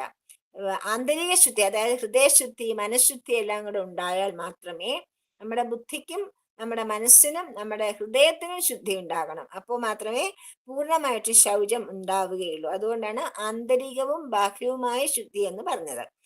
ശാന്തി എന്ന് വെച്ചാൽ ക്ഷമ. ആർജവം എന്ന് വെച്ചാൽ നേർബുദ്ധി, വക്രബുദ്ധി ഇല്ലാതെ നേരെ വാ നേരെ പോ, നല്ല ഋജുബുദ്ധിയാണ്. ഒന്ന് മറച്ചു വെച്ച് പുറമേക്കൊന്ന് പെരുമാറുന്ന സ്വഭാവമേ ഇല്ല, അതാണ് ആർജവം. ഇങ്ങനെയുള്ള സ്വഭാവങ്ങൾ. ജ്ഞാനം, വ്യക്തമായ വസ്തുബോധം. ജ്ഞാനം എന്ന് വെച്ചാൽ വസ്തുബോധം എന്ന് വെച്ചാൽ എന്താ അർത്ഥം? വസ്തു എന്ന് വെച്ചാൽ ഇവിടെ എന്തിനെയാണ് പറയണത്? ബ്രഹ്മനെ, പരബ്രഹ്മനെയാണ് വസ്തു വസ്തു എന്ന് പറയുന്നത്. വസ്തുബോധം എന്ന് പറയുന്നത് സർവവും ഈശ്വരൻ തന്നെയാണ് എന്നുള്ള അറിവ്. സർവവും ഈശ്വരൻ മാത്രമാണ്, ഈശ്വരൻ ഏകമാണ്, പ്രകൃതിയും ഈശ്വരനും പ്രപഞ്ചവും ഞാനും എല്ലാം ഏകമാണ് എന്നുള്ള ജ്ഞാനം, അതിനാണ് ജ്ഞാനം എന്ന് പറയുന്നത്. ആ ഒരു ബോധത്തിനാണ് ജ്ഞാനം എന്ന് പറയുന്നത്. അതിനാണ് വ്യക്തമായ വസ്തുബോധം എന്ന് പറഞ്ഞത്. വിജ്ഞാനം എന്ന് വെച്ചാൽ വസ്തുവിന്റെ അനുഭവം. ജ്ഞാനം എന്ന് പറഞ്ഞാൽ അതിന്റെ അറിവാണ്. വിജ്ഞാനം എന്ന് വെച്ചാൽ അറിവ് പ്രാക്ടീസ് ചെയ്യുന്നതാണ് വിജ്ഞാനം. ആസ്തികൻ എന്ന് വെച്ചാൽ സർവത്ര ഈശ്വര ബുദ്ധി. ആസ്തികൻ എന്ന് വെച്ചാല് നാസ്തികൻ, ആസ്തികൻ. നാസ്തികൻ എന്ന് വെച്ചാൽ ആസ്തികൻ, ഈശ്വരനേ ഇല്ല എന്നുള്ള ബുദ്ധി. ആസ്തികൻ എന്ന് വെച്ചാൽ സർവത്ര ഈശ്വരൻ മാത്രമേ ഉള്ളൂ എന്ന ബുദ്ധി, അതാണ് ആസ്തിക്യ ബുദ്ധി. അപ്പൊ ഒരു സ്വഭാവജം, സ്വാഭാവികമായി ബ്രാഹ്മണൻ എന്ന് ആര് പറയുന്നുവോ, ആര് എന്നെ ബ്രാഹ്മണൻ എന്ന് വിളിക്കുന്നുവോ, ആ ബ്രാഹ്മണന്റെ സ്വഭാവം ഇങ്ങനെയൊക്കെ ആയിരിക്കണം. എന്തൊക്കെ വേണം? മനോനിയന്ത്രണം വേണം, ഇന്ദ്രിയ നിയന്ത്രണം വേണം, ഏകാഗ്രത വേണം, ആദരവും ആന്തരികവും ബാഹ്യമായ ശുദ്ധി വേണം, ക്ഷമ, നേർബുദ്ധി, ഇത്രയും വ്യക്തമായ വസ്തുബോധം, വസ്തുവിന്റെ അനുഭവം, അതായത് ഈശ്വരനെ അനുഭവിക്കുകയും വേണം. ഈശ്വരനെ ഉണ്ടെന്നറിഞ്ഞാൽ മാത്രം പോരാ, ഉണ്ടെന്നറിയുന്നത് ജ്ഞാനം, അതിനെ അനുഭവിക്കുന്നതാണ് വിജ്ഞാനം, അതും വേണം. സർവത്ര ഈശ്വര ബുദ്ധി എന്നിവയും സ്വാഭാവികമായ ബ്രാഹ്മണ കർമ്മമാണ്. അപ്പൊ ഒരു ബ്രാഹ്മണൻ എന്ന് വെച്ചാൽ ആരാണ്? ബ്രഹ്മകർമ്മ സ്വഭാവജം. സ്വഭാവത്തിലെ പ്രധാന ഘടകമായ അന്ധക്കരണം അഥവാ സൂക്ഷ്മ ശരീരം ശ്രദ്ധാമയമാണെന്ന് ഭഗവാൻ ഇതിനു മുമ്പ് പറഞ്ഞിട്ടുണ്ട്. ഈ സ്വഭാവമാണ് വ്യക്തിയെ വേർതിരിക്കുന്നത്. ശമദമാദി കർമ്മങ്ങൾ ഏത് വ്യക്തിയുടെ ശ്രദ്ധാമയമായ സ്വഭാവത്തിലെ ഘടകങ്ങളായി ഭവിക്കുന്നുവോ ആ വ്യക്തിയാണ്, അതായത് ഈ പറഞ്ഞ ഗുണങ്ങളൊക്കെ ആരിലുണ്ടോ അയാളാണ് ബ്രാഹ്മണൻ. ഒരു ബ്രാഹ്മണ കുലത്തിൽ ജനിച്ചതുകൊണ്ട് ഒരാളും ബ്രാഹ്മണനാകുന്നില്ല. അയാൾക്ക് ഈ സ്വഭാവമൊന്നും ഇല്ലെങ്കിൽ അയാള് ബ്രാഹ്മണനേ അല്ല, അയാൾ ശൂദ്രനോ വൈശ്യനോ ഒക്കെ ആയി മാറാം. മനസ്സിലായില്ലേ? അതുകൊണ്ടാണ് ഇവിടെ ഒരു കാര്യം നല്ലവണ്ണം ഓർക്കണം. ശമദമാദി കർമ്മങ്ങൾ ഒരു വ്യക്തിയുടെ സ്വഭാവത്തിലെ ഘടകങ്ങൾ അല്ലെങ്കിൽ അവ ഒരിക്കലും കൃത്രിമമായി അനുഷ്ഠിക്കുവാൻ പറ്റുകയില്ല. ശമദമാദികൾ ഒരിക്കലും നമുക്ക് കൃത്രിമമായിട്ട് ചെയ്യാൻ പറ്റില്ല, ഞാൻ ചെയ്തു എന്ന് പറയാൻ പറ്റില്ല. ശമദമം ഉണ്ടെങ്കിൽ അത് നമ്മുടെ സ്വഭാവത്തിലും നമ്മുടെ വ്യക്തിത്വത്തിലും കൃത്യമായിട്ട് വെളിപ്പെട്ട് വരും. അതുകൊണ്ടാണ് അത് നമുക്ക് അഭിനയിക്കാൻ പറ്റുന്ന കാര്യങ്ങളല്ല. മനസ്സിലായില്ലേ? അതുകൊണ്ട് ബ്രാഹ്മണ കർമ്മമില്ലെന്ന് വന്നാൽ ബ്രാഹ്മണ കുലത്തിൽ ജനിച്ചാലും ഒരു വ്യക്തിയെ ബ്രാഹ്മണൻ എന്ന് പറയുവാൻ സാധിക്കില്ല. ബ്രാഹ്മണകുലത്തിൽ ജനിച്ചില്ലെങ്കിലും സ്വഭാവ നിയമം കൊണ്ട് ഈ പറയുന്ന കാര്യങ്ങളൊക്കെ, ഈ പറയുന്ന സ്വഭാവമുള്ള ഒരാളാണെങ്കിൽ അയാൾ ബ്രാഹ്മണൻ തന്നെയാണ്. മഹാഭാരതത്തിൽ അതിനുള്ള ഉദാഹരണങ്ങളുണ്ട്. ആരൊക്കെയാണ്? വ്യാസൻ. വ്യാസൻ ജനിച്ചത് ഒരു മുക്കുവ സ്ത്രീയിലാണ്, ഇല്ലേ? അതുപോലെ വിതുരർ ഒരു ദാസിക്ക് ജനിച്ച ആളാണ്. ഭീഷ്മർ ഗംഗാദേവിക്ക് ജനിച്ച ആളാണ്. ധർമ്മവ്യാധൻ, വ്യാധന്റെ ജോലി തന്നെ ഇറച്ചിവെട്ടായിരുന്നു. ഇവരെ എല്ലാവരെയും ബ്രാഹ്മണർ എന്നാണ് പറയുന്നത്. അവരെ ആരെയും മോശക്കാരായിട്ട് പറയുന്നില്ല. അവരൊക്കെ ഗീതകൾ രചിച്ചവരാണ്. മനസ്സിലായില്ലേ? അപ്പം ബ്രാഹ്മണ കർമ്മമുള്ള ബ്രാഹ്മണരാണെന്ന് അറിയേണ്ടതാണ്. ബ്രാഹ്മണാദി ലക്ഷണ വിവരണത്തിൽ ഭഗവാൻ സ്വഭാവജം എന്ന് വീണ്ടും ആവർത്തിച്ചു പറഞ്ഞിരിക്കുന്നു. അതായത് ഒരു വർണ്ണം നിശ്ചയിക്കുന്നത് സ്വഭാവമാണ്. സ്വഭാവജം, സ്വഭാവജം എന്ന് വെച്ചാൽ സ്വഭാവത്തിൽ നിന്നും ജനിച്ചത്. അതാണ് ഭഗവാൻ വീണ്ടും പറഞ്ഞിട്ടുണ്ട്. അപ്പൊ സത്വഗുണ പ്രധാനമാണ് ബ്രാഹ്മണ കർമ്മം. അടുത്തത് ക്ഷത്രിയ കർമ്മമാണ്. ഭഗവാൻ വിവരിക്കുകയാണ്. ശൗര്യം തേജോധൃദാക്ഷ്യം യുദ്ധേ ചാപ്യലായനം ദാനം ഈശ്വരഭാവശ്ചാത്രം കർമ്മ സ്വഭാവജം. ശൗര്യം, നല്ല പരാക്രമിയായിരിക്കും. തേജസ്, നല്ല ബലമുണ്ടായിരിക്കും. ധൃതി, ധൈര്യമുണ്ടായിരിക്കും. ദാക്ഷ്യം, സാമർഥ്യം ഉണ്ടായിരിക്കും. യുജേ അപലായനം, യുദ്ധത്തിൽ നിന്ന് ഒരിക്കലും പിന്തിരിഞ്ഞോടുകയില്ല. അഭീച്ച, മാത്രമല്ല ദാനം, കഷ്ടപ്പെടുന്നവരെ സഹായിക്കുക, ഈശ്വരഭാവ, ഈശ്വരബുദ്ധി പുലർത്തുക, ഇവയെല്ലാം സ്വഭാവമായിട്ടുണ്ടെങ്കിൽ അയാൾ ക്ഷത്രിയനാണ്. അങ്ങനെയുള്ള ഒരാളെയാണ് ക്ഷത്രിയൻ എന്ന് പറയുക. പരാക്രമം, ബലം, ധൈര്യം, സാമർഥ്യം, യുദ്ധത്തിൽ പിന്തിരിയാതിരിക്കുക, മാത്രമല്ല കഷ്ടപ്പെടുന്നവരെ സഹായിക്കുക, ഈശ്വരബുദ്ധി പുലർത്തുക, ഇവയെല്ലാം ക്ഷത്രിയ കർമ്മമാണ്. അപ്പൊ ഇപ്പോഴത്തെ കാലത്ത് നമുക്ക് യുദ്ധം എന്ന് പറയുന്നതിനേക്കാളും നമ്മുടെ ജീവിതം തന്നെ ഒരു യുദ്ധമാണ്, അല്ലേ? നമ്മളെ അപ്പം നമ്മൾ ആ യുദ്ധത്തിൽ പരാജയപ്പെട്ട് പിന്തിരിഞ്ഞോടാൻ പാടില്ല. നമുക്ക് പലതരത്തിലുള്ള പിന്നെ ചാലഞ്ചസ് ഉണ്ടാവും. ഭഗവാൻ പറയും life is a challenge, meet it. അതാണ് ക്ഷത്രിയൻ. ഒരു ക്ഷത്രിയൻ എന്താ വേണ്ടത്? നമ്മുടെ നേരെ വരുന്ന എല്ലാ വെല്ലുവിളികളെയും നേരിടണം. നേരിട്ട് അതിനെ പരാജയപ്പെടുത്തിക്കൊണ്ട് വിജയം പ്രാപിക്കണം. അതാണ് ഭഗവാൻ നമ്മളോട് പറഞ്ഞത്, life is a challenge, meet it. ഇവിടെ ഭഗവാൻ കൃഷ്ണനും അത് തന്നെയാണ് പറയുന്നത്. യുദ്ധത്തിൽ നിന്നും പിന്തിരിഞ്ഞോടരുത്. ഓടാതെ ശൗര്യവും വീര്യവും കാണിച്ചുകൊണ്ട് ആരാണോ ആ സ്വഭാവങ്ങളുള്ളത് അയാളെയാണ് ക്ഷത്രിയൻ എന്ന് പറയുന്നത്. സ്വാഭാവികമായി ഉണ്ടെങ്കിലേ ക്ഷത്രിയകർമ്മങ്ങൾ ഒരുമനിൽ ഫലപ്രദമാവും. അതായത് ഇതൊന്നും അഭിനയിച്ചുണ്ടാക്കാൻ പറ്റില്ല. ഒരാൾക്ക് സഹജമായി ഈ സ്വഭാവങ്ങൾ ഉണ്ടായിരിക്കണം. ഒരാൾ ജനിക്കുമ്പോൾ തന്നെ അയാളുടെ സ്വഭാവശുദ്ധി ആരിലാണോ സഹജമായിട്ട്, അതായത് നാച്ചുറലായിട്ട് ഈ സ്വഭാവങ്ങൾ ഉള്ളത് അയാളാണ് ക്ഷത്രിയൻ. ഇതൊന്നും അനുകരിക്കാൻ പറ്റില്ല. ധൈര്യം അനുകരിക്കാൻ പറ്റുമോ? ദയവ് അനുകരിക്കാൻ പറ്റുമോ? അല്ലെങ്കിൽ ശൗര്യം, അല്ലെങ്കിൽ വീര്യം, അല്ലെങ്കിൽ പരാക്രമം, ഇതൊക്കെ നമുക്ക് അനുഭവിക്കാൻ പറ്റും. നമുക്ക് നമ്മുടെ ഉള്ളിലുണ്ടെങ്കിൽ മാത്രമേ അത് ചെയ്യാൻ പറ്റുള്ളൂ. അതുകൊണ്ടാണ് സഹജം, സ്വഭാവത്തിൽ തന്നെ ഉള്ളത് മാത്രമാണെങ്കിലേ അത് പ്രകടിക്കാനായിട്ട് പറ്റുള്ളൂ. അഭിനയിച്ച് പ്രകടിപ്പിക്കാനായിട്ട് പറ്റില്ല. ഈ കർമ്മങ്ങൾ സ്വാഭാവികമുള്ള ആൾ എവിടെ ജനിച്ചാലും ക്ഷത്രിയനാണ്. എവിടെ, ഏത് കുലത്തിൽ ജനിച്ചാലും, ഏത് നാട്ടിൽ ജനിച്ചാലും ഈ സ്വഭാവ വൈശിഷ്ട്യങ്ങളുള്ള ഒരാള് ക്ഷത്രിയനാണ് എന്ന് പറയാം. ഈ കർമ്മങ്ങൾ സ്വാഭാവികം ഉള്ള ആൾ അല്ലെങ്കിൽ എവിടെ ക്ഷത്രിയകുലത്തിൽ ജനിച്ചാൽ പോലും ക്ഷത്രിയനല്ല. അതുപോലെയാണ് ബ്രാഹ്മണന്റെ കാര്യം. ബ്രാഹ്മണ കുലത്തിൽ ജനിച്ചുകൊണ്ട് ബ്രാഹ്മണനാവില്ല. ബ്രാഹ്മണന്റെ സ്വഭാവം ഉണ്ടാവണം. അതാണ് ഭഗവാൻ വീണ്ടും വീണ്ടും എടുത്തെടുത്ത് പറയുന്നത്. സ്വഭാവജം എന്ന വാക്കാണ്. സമപ്രാധാന്യമാണ് എല്ലാ, അതായത് രജോ ഗുണത്തിന്റെയും സത്വഗുണത്തിന്റെയും ഒരു സമത, ഒരു സമാനതയാണ്. ബ്രാഹ്മണത്വത്തില് സത്വഗുണ പ്രധാനമാണ്. നേരെ മറിച്ച് ഇവിടെ ഛാത്രവീര്യം ഉണ്ടാവണമല്ലോ. അതുകൊണ്ട് ക്ഷത്രിയന്റെ സ്വഭാവത്തില് രജോ ഗുണവും സത്വഗുണവും ഉണ്ടാവും. കാരണം സത്വഗുണം ഉണ്ടാവും എന്ന് പറഞ്ഞാൽ എന്താണ്? നിയന്ത്രണങ്ങളുണ്ട്, ദയവുണ്ട്, കനിവുണ്ട്, മറ്റുള്ളവരുടെ കാര്യങ്ങൾ നോക്കുന്നുണ്ട്, അങ്ങനെയൊക്കെ ചെയ്യുന്നതുകൊണ്ട് അതിലെ രജോ ഗുണവുമുണ്ട്, സത്വഗുണവുമുണ്ട് ഈ ക്ഷത്രിയർക്ക്. ഇനി വൈശ്യകർമ്മം എന്താണെന്ന് നോക്കാം. വൈശ്യകർമ്മവും ശൂദ്രകർമ്മവും എന്താണെന്ന് നമുക്ക് നോക്കാം.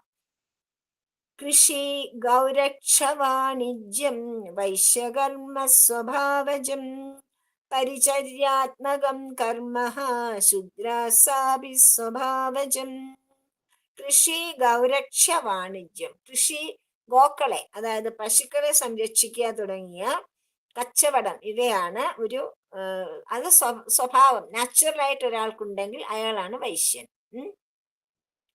അതുപോലെ സ്വാഭാവികമായ വൈശ്യകർമ്മം എന്ന് പറയുന്നത് കൃഷി, പശു സംരക്ഷണം, കച്ചവടം ഇവയാണ്. ശൂദ്രനാണെങ്കിലോ പരിചാരാത്മക കർമ്മ, പരശുശ്രൂഷ ചെയ്യുക, മറ്റുള്ളവർക്ക് സേവനം ചെയ്യാനുള്ള വ്യഗ്രത, അതാണ് ശൂദ്രന്റെ സ്വഭാവം. മറ്റുള്ളവർക്ക് നാച്ചുറലായിട്ട് തന്നെ സ്വഭാവം കൊണ്ട് തന്നെ ഒരാൾക്ക് സേവനം ചെയ്യാനുള്ള കഴിവുണ്ടെങ്കിൽ അയാൾ രാജകുടുംബത്തിൽ ജനിച്ചാലും ബ്രാഹ്മണ കുടുംബത്തിൽ ജനിച്ചാലും വൈശ്യകുടുംബത്തിൽ ജനിച്ചാലും അയാൾ ശൂദ്രനാണ്. കാരണം ശൂദ്രൻ എന്ന് പറയുന്നത് ഒരു മോശപ്പെട്ട കാര്യമൊന്നും അല്ല. അതാണ് പറയണത്. നമ്മുടെ എല്ലാവരുടെയും ഒരു ധാരണയുണ്ട് ശൂദ്രൻ എന്ന് വെച്ചാൽ എന്തോ ചീത്ത ആളാണ്. അങ്ങനെ ഒരു വിചാരമില്ല. അത് നമ്മള് ജാതി വ്യവസ്ഥയായിട്ട് മാറ്റിക്കൊണ്ട് അങ്ങനെ വന്നതാണ്. പക്ഷെ വാസ്തവത്തിൽ ഭഗവാൻ അങ്ങനെ ഉദ്ദേശിച്ചിട്ടേ ഇല്ല. ഈ നാലിനും ഒരേ പ്രാധാന്യമാണ് ഭഗവാൻ തന്നിരിക്കുന്നത്. കാരണം എവിടുന്നാണ് ഈ നാലും ഉണ്ടായത്? ഭഗവാന്റെ ശിരസിൽ അല്ലെങ്കിൽ വദനത്തിൽ നിന്നും ബ്രാഹ്മണനും, ബാഹുക്കളിൽ നിന്നും ക്ഷത്രിയനും, ഊരുക്കൾ തുടകളിൽ നിന്ന് വൈശ്യനും, പാദങ്ങളിൽ നിന്ന് ശൂദ്രനും ഉണ്ടായി. ഈ നാലിൽ ഏത് അവയവമാണ് വേണ്ടാന്ന് വെക്കാൻ പറ്റുക ഒരു ശരീരത്തില്? ശിരസ് വേണ്ടാന്ന് വെക്കാൻ പറ്റുമോ? ഭുജങ്ങൾ വേണ്ടാന്ന് വെക്കാൻ പറ്റുമോ? വയറോ അല്ലെങ്കിൽ ഉദരം അല്ലെങ്കിൽ ഊരുക്കൾ തുടകൾ വേണ്ടാന്ന് വെക്കാൻ പറ്റുമോ? പാദം വേണ്ടാന്ന് വെക്കാൻ പറ്റുമോ? ഒന്നും വേണ്ടാന്ന് വെക്കാൻ പറ്റില്ല. അതുകൊണ്ട് ഈ നാലും ഒരുപോലെ പ്രധാനമാണെന്ന് കാണിക്കുവാനാണ് ഭഗവാൻ പറഞ്ഞത്. എവിടുന്നാണ് ഭഗവാന്റെ ഏത് ഭാഗങ്ങളിൽ നിന്നാണ് ഏതൊക്കെ ജാതി വർണ്ണം ഉണ്ടായതെന്നും കൂടെ ഭഗവാൻ പറഞ്ഞിട്ടുള്ളത്. അപ്പൊ കൃഷി, പശു തുടങ്ങിയ മൃഗങ്ങളെ രക്ഷിക്കുക, കച്ചവടം ഇവ സ്വാഭാവികമായ വൈശ്യകർമ്മം. മറ്റുള്ളവർക്ക് ശുശ്രൂഷ ചെയ്യുന്നതാണ് സ്വാഭാവികമായിട്ടുള്ള ശൂദ്രകർമ്മം. സ്വഭാവജം വൈശ്യശൂദ്ര കർമ്മ. സത്വഗുണം കുറഞ്ഞ രജോഗുണത്തിന്റെയും തമോഗുണത്തിന്റെയും ഏതാണ്ടൊരു സമപ്രാധാന്യമാണ് വൈശ്യന്. അതായത് വൈശ്യർക്ക് ഈ കച്ചവടവും ഈ കൃഷിയും ഈ പശു രക്ഷയൊക്കെ ചെയ്യുമ്പോൾ സത്വഗുണ പ്രധാനികളായിട്ടിരിക്കാൻ പറ്റില്ല. അവർക്ക് രജോ ഗുണമുണ്ട്, അവർ പ്രവൃത്തി നിരതരാണ്. അതിന്റെ കൂടെ കുറച്ച് തമോ ഗുണവും ഉണ്ടാവും. അപ്പം ക്ഷത്രിയൻ എങ്ങനെയാണോ സത്വഗുണവും രജോ ഗുണവും ഒരുപോലെ നിൽക്കുന്നത്, വൈശ്യനിൽ തമോ ഗുണവും രജോ ഗുണവും ഒരുപോലെ ഉണ്ടാകും. രജസ്സും കുറഞ്ഞ തമസിന് പ്രാധാന്യം വരുന്നിടത്താണ് ശൂദ്രത്വം ഉണ്ടാവുന്നത്. ശൂദ്രന്മാർക്ക് രജസ് കുറഞ്ഞിട്ട് തമസ്സാണ് ഇവിടെ കൂടുതൽ നിൽക്കുക. അതാണ് ഈ ഗുണവിഭജനവും കർമ്മ വിവരണവും ഏകദേശ രൂപമാണെന്ന് ഓർക്കണം. ഇത് പൂർണ്ണമായിട്ടും പൂർണ്ണതയുള്ള ഒരു വിവരണമല്ല, ഏകദേശമായിട്ടുള്ള ഒരു വിവരണമാണ്. ഗുണഘടനയിലെ ഗുണപങ്കാളിത്തത്തിന് നിയന്തമായ നിയമമൊന്നുമില്ല. ഗുണഘടന എന്ന് വെച്ചാൽ സത്വ രജസ് തമോ ഗുണങ്ങൾ പരസ്പര പൂരകങ്ങളാണ്. ചിലപ്പം സത്വഗുണവും രജോ ഗുണവും ഒന്നിച്ചു നിൽക്കും, ചിലപ്പോൾ തമോ ഗുണവും രജോ ഗുണവും ഒന്നിച്ചു നിൽക്കും, ചിലപ്പോൾ സത്വഗുണവും തമോ ഗുണവും ഒന്നിച്ചു നിൽക്കും. ഇത് എല്ലാം പരസ്പരം ബന്ധമുള്ളതാണ്. അതുകൊണ്ടാണ് പറയുന്നത് അതിന് പ്രത്യേകമായിട്ട് നമുക്ക് അച്ചട്ടായിട്ട് ഇങ്ങനെ ആകാവൂ, ഇങ്ങനെ ആണ്, ഇത് നിയമമാണ് എന്ന് പറയാൻ പറ്റില്ല. അത് മാറി മാറി വന്നുകൊണ്ടിരിക്കും എന്നാണ്.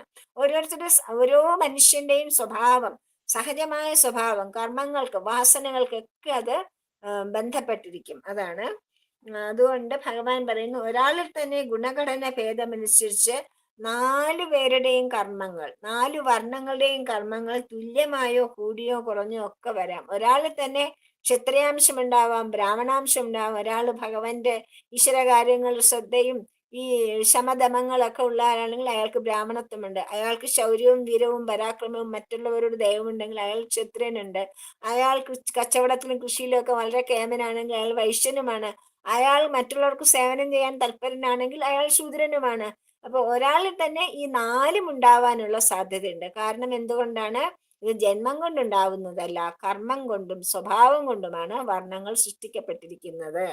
അതുകൊണ്ട് തന്നെ ഒരാൾക്ക് തന്നെ 4 ഉണ്ടാവാനുള്ള സാധ്യതയുണ്ട്. പ്രാധാന്യം കാണുന്നിടത്ത് വർണ്ണ നിയമം വ്യക്തമായിട്ട് നിരീക്ഷിക്കാം. എവിടെയാണ് ബ്രാഹ്മണത്വമാണോ കൂടുതൽ, ക്ഷത്രിയത്വമാണോ കൂടുതൽ, അങ്ങനെ നമ്മൾ നോക്കി കണ്ടുവരുമ്പം അയാൾക്ക് നമുക്ക് കൃത്യമായിട്ട് ബ്രാഹ്മണനോ ക്ഷത്രിയനോ ഒക്കെ നമുക്ക് പറയാനായിട്ടാകും. അല്ലാത്തിടത്ത് വർണ്ണകർമാംശങ്ങൾ നോക്കിക്കണ്ട് ഗുണങ്ങളുടെ തോത് നിർണയിക്കേണ്ടതാണ്. ഏതായാലും എവിടെയും ഏത് രംഗത്തുമുള്ള മനുഷ്യന്റെ എല്ലാ കർമ്മങ്ങളെയും ചാതുർവർണ്ണ കർമ്മങ്ങൾക്ക് അകത്ത് ഒതുക്കുവാൻ സാധിക്കും. ഈ ലോകത്തുള്ള സർവ മനുഷ്യരുടെയും സർവ പ്രവൃത്തികളെയും ഈ ചാതുർവർണ്ണത്തിന്റെ ഉള്ളിൽ കൊണ്ടുവരാൻ പറ്റും. അതിന്റെ പരിധിക്കുള്ളിലാണ് ഈ ലോകത്തുള്ള സർവ മനുഷ്യരുടെയും സർവ കർമ്മങ്ങളും എന്ന് നമ്മൾ മനസ്സിലാക്കണം. അതുകൊണ്ട് മനുഷ്യവർഗത്തിന്റെ മുഴുവൻ ശാസ്ത്രമാണ് ചാതുർവർണ്ണം എന്നാണ് പറയപ്പെടുന്നത്. നമ്മുടെ ഭാരതത്തിൽ മാത്രമുള്ളവർക്കല്ല, ലോകമെമ്പാടുമുള്ള ആളുകൾ ചാതുർവർണ്ണത്താൽ ബന്ധിതരാണ്. അത് കർമ്മം കൊണ്ടും സ്വഭാവം കൊണ്ടുമാണ് ചാതുർവർണ്ണം ഉണ്ടായത്. ജാതി മതം എന്നൊക്കെ പറഞ്ഞ് നമ്മുടെ ഇവിടെ അത് നശിപ്പിച്ചു വെച്ചതാണ്. അതുകൊണ്ടാണ് ലോകത്തുള്ള എല്ലാ ആളുകൾക്കും ഈ ചാതുർവർണ്ണ്യം ഉണ്ട് എന്ന് പറഞ്ഞിട്ട് അതിനെ ശാസ്ത്രമായിട്ട് തന്നെ കരുതപ്പെടുന്നത്. ഒരു ശാസ്ത്രം, ആധികാരികമായ ശാസ്ത്രമായിട്ടാണ് ചാതുർവർണ്ണത്തെ കരുതപ്പെടുന്നത്. വർണ്ണങ്ങളുടെ കർമ്മങ്ങൾ ഇങ്ങനെ പ്രത്യേകം വിഭജിക്കപ്പെട്ടുവല്ലോ. സ്വഭാവജമായ ഏതെങ്കിലും വർണ്ണകർമ്മത്തിൽ തൽക്കാലം പെട്ടുപോയ ഒരാൾക്ക് വിദ്യാമാർഗത്തിലേക്ക് തിരിയുവാനും സത്യത്തെ സമീപിക്കുവാനും അവിടെ ഗുണഘടനയോ കർമ്മമോ തടസ്സമായി തീരുമോ എന്നപ്പോ അർജുനൻ ചോദിക്കുകയാണ്. അപ്പൊ അതിനെന്താണ് ചോദിക്കുന്നത്? സ്വഭാവജമാണല്ലോ വർണ്ണം. ശരി ഭഗവാനെ, സ്വഭാവജമാണ് വർണ്ണം. തൽക്കാലം ഒരു സ്വഭാവത്തിൽ പെട്ടുപോയ ആൾ, അയാൾക്ക് ഇപ്പൊ ക്ഷത്രിയനോ അല്ലെങ്കിൽ ശൂദ്രനോ അല്ലെങ്കിൽ വൈശ്യനോ ആണെന്നിരിക്കട്ടെ, അയാൾക്ക് വിദ്യാമാർഗത്തിലേക്ക്, അതായത് ബ്രാഹ്മണത്വത്തിലേക്ക് തിരിയാനും സത്യത്തെ, ഈശ്വരനെ, സത്യം എന്ന് വെച്ചാൽ ഈശ്വരനെ സമീപിക്കുവാനും പറ്റുമോ? അവിടുത്തെ ഗുണഘടനയോ കർമ്മമോ അതിന് തടസ്സമായിട്ട് വരുമോ എന്ന് ചോദിക്കുകയാണ്. അപ്പൊ ഭഗവാൻ പറയുവാണ്, സ്വേ സ്വേ കർമ്മണഭ്യരതാ സംസിദ്ധി ലഭതേ നരഃ സ്വകർമ്മ നിരതസിദ്ധിം യഥാ വിന്ദതി തശൃണു. നരഹ മനുഷ്യൻ സ്വേ സ്വേ കർമ്മണി ഏതെല്ലാം സ്വഭാവനിയതമായ അവനവന്റെ പ്രവൃത്തികളിൽ അഭിരത ഏർപ്പെട്ടിരിക്കുന്നുവനോ സംസിദ്ധിം ലഭതേ സത്യാനുഭവം നേടുന്നു. അവനവന്റെ കർമ്മങ്ങളിൽ നിരതരായിട്ടിരിക്കുന്ന ആളുകൾ സത്യാനുഭവം നേടുന്നു.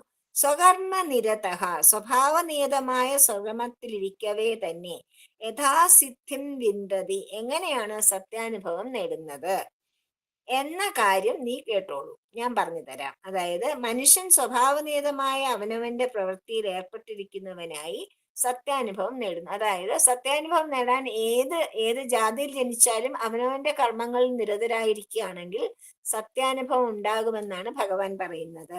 സ്വഭാവനിരതമായ സ്വകർമ്മത്തിൽ ഇരിക്കവേ തന്നെ എങ്ങനെയാണ് സത്യാനുഭവം നേടുന്നത്? അതായത് അവനവന്റെ സ്വഭാവത്തിനനുസരിച്ച് ബ്രാഹ്മണനോ ക്ഷത്രിയനോ വൈശ്യനോ ശൂദ്രനോ ആയിട്ട് ജനിച്ച ഒരാൾക്ക് എങ്ങനെയാണ് സത്യാനുഭവം എന്ന് വെച്ചാൽ ഈശ്വരാനുഭവം നേടാൻ കഴിയുന്നത് എന്നാണ് ഞാൻ പറഞ്ഞു തരാം. സ്വകർമ്മവും സിദ്ധിയും. ബാഹ്യകർമ്മമെന്നും സത്യാന്വേഷണത്തിനോ തടസ്സമല്ല. ഉള്ളിലുള്ള കർമ്മവല വാസനയാണ് സത്യാന്വേഷണം. നമ്മുടെ ഉള്ളിലുള്ള കർമ്മവാസനകളാണ് നമ്മുടെ ഈശ്വരാന്വേഷണത്തിന് തടസ്സമായി നിൽക്കുന്നത്. അതായത് ബാഹ്യമായിട്ടുള്ള ഒരു കാര്യങ്ങളുമല്ല. വസ്തുബോധ രൂപമായ ജ്ഞാനം കൊണ്ടല്ലാതെ ഈ വസ്തുത മാറിക്കിട്ടില്ല.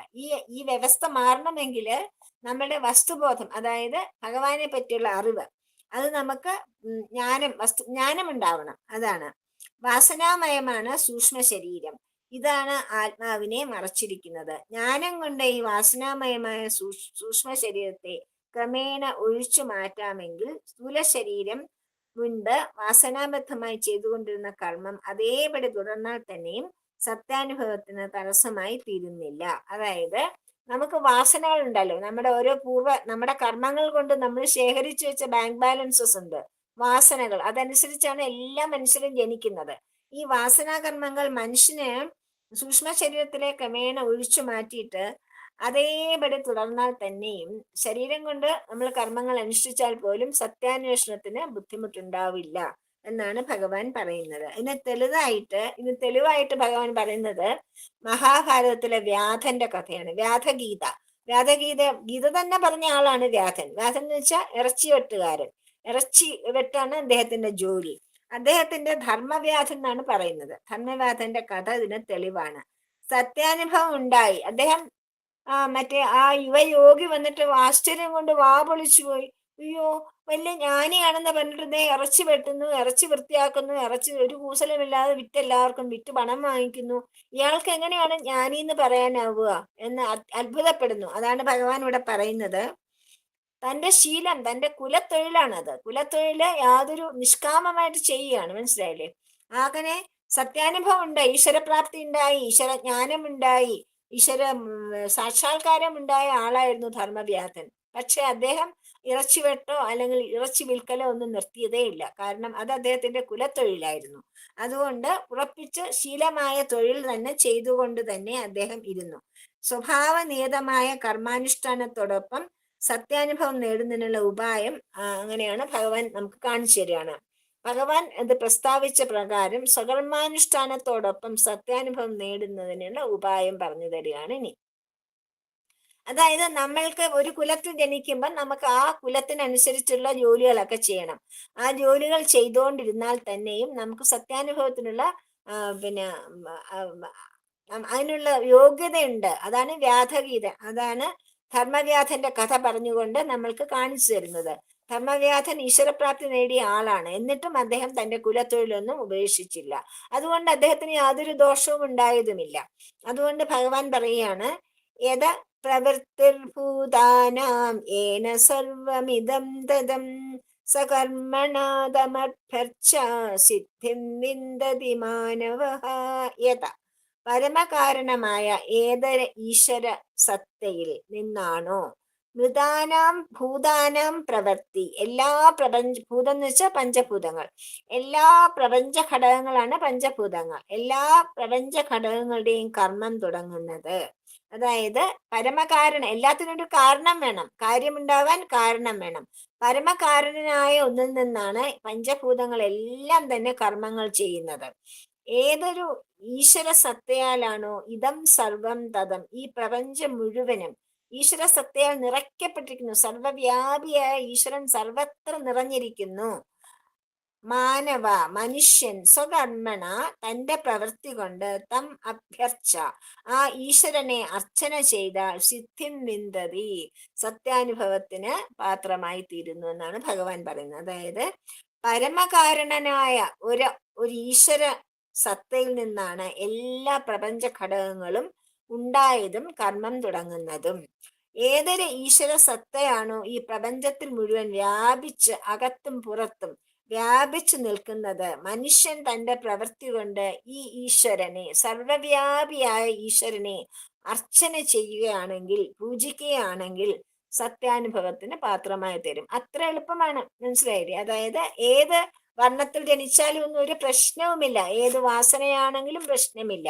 എന്താണ് ചെയ്യേണ്ടത്? സർവവ്യാപിയായ ഈശ്വരൻ, സർവത്തിനും കാരണഭൂതനായ ഈശ്വരനെ പരമനിഷ്ഠയോടുകൂടി ആരാധിച്ചാൽ മാത്രം മതി എന്നാണ് ഭഗവാൻ പറയുന്നത്.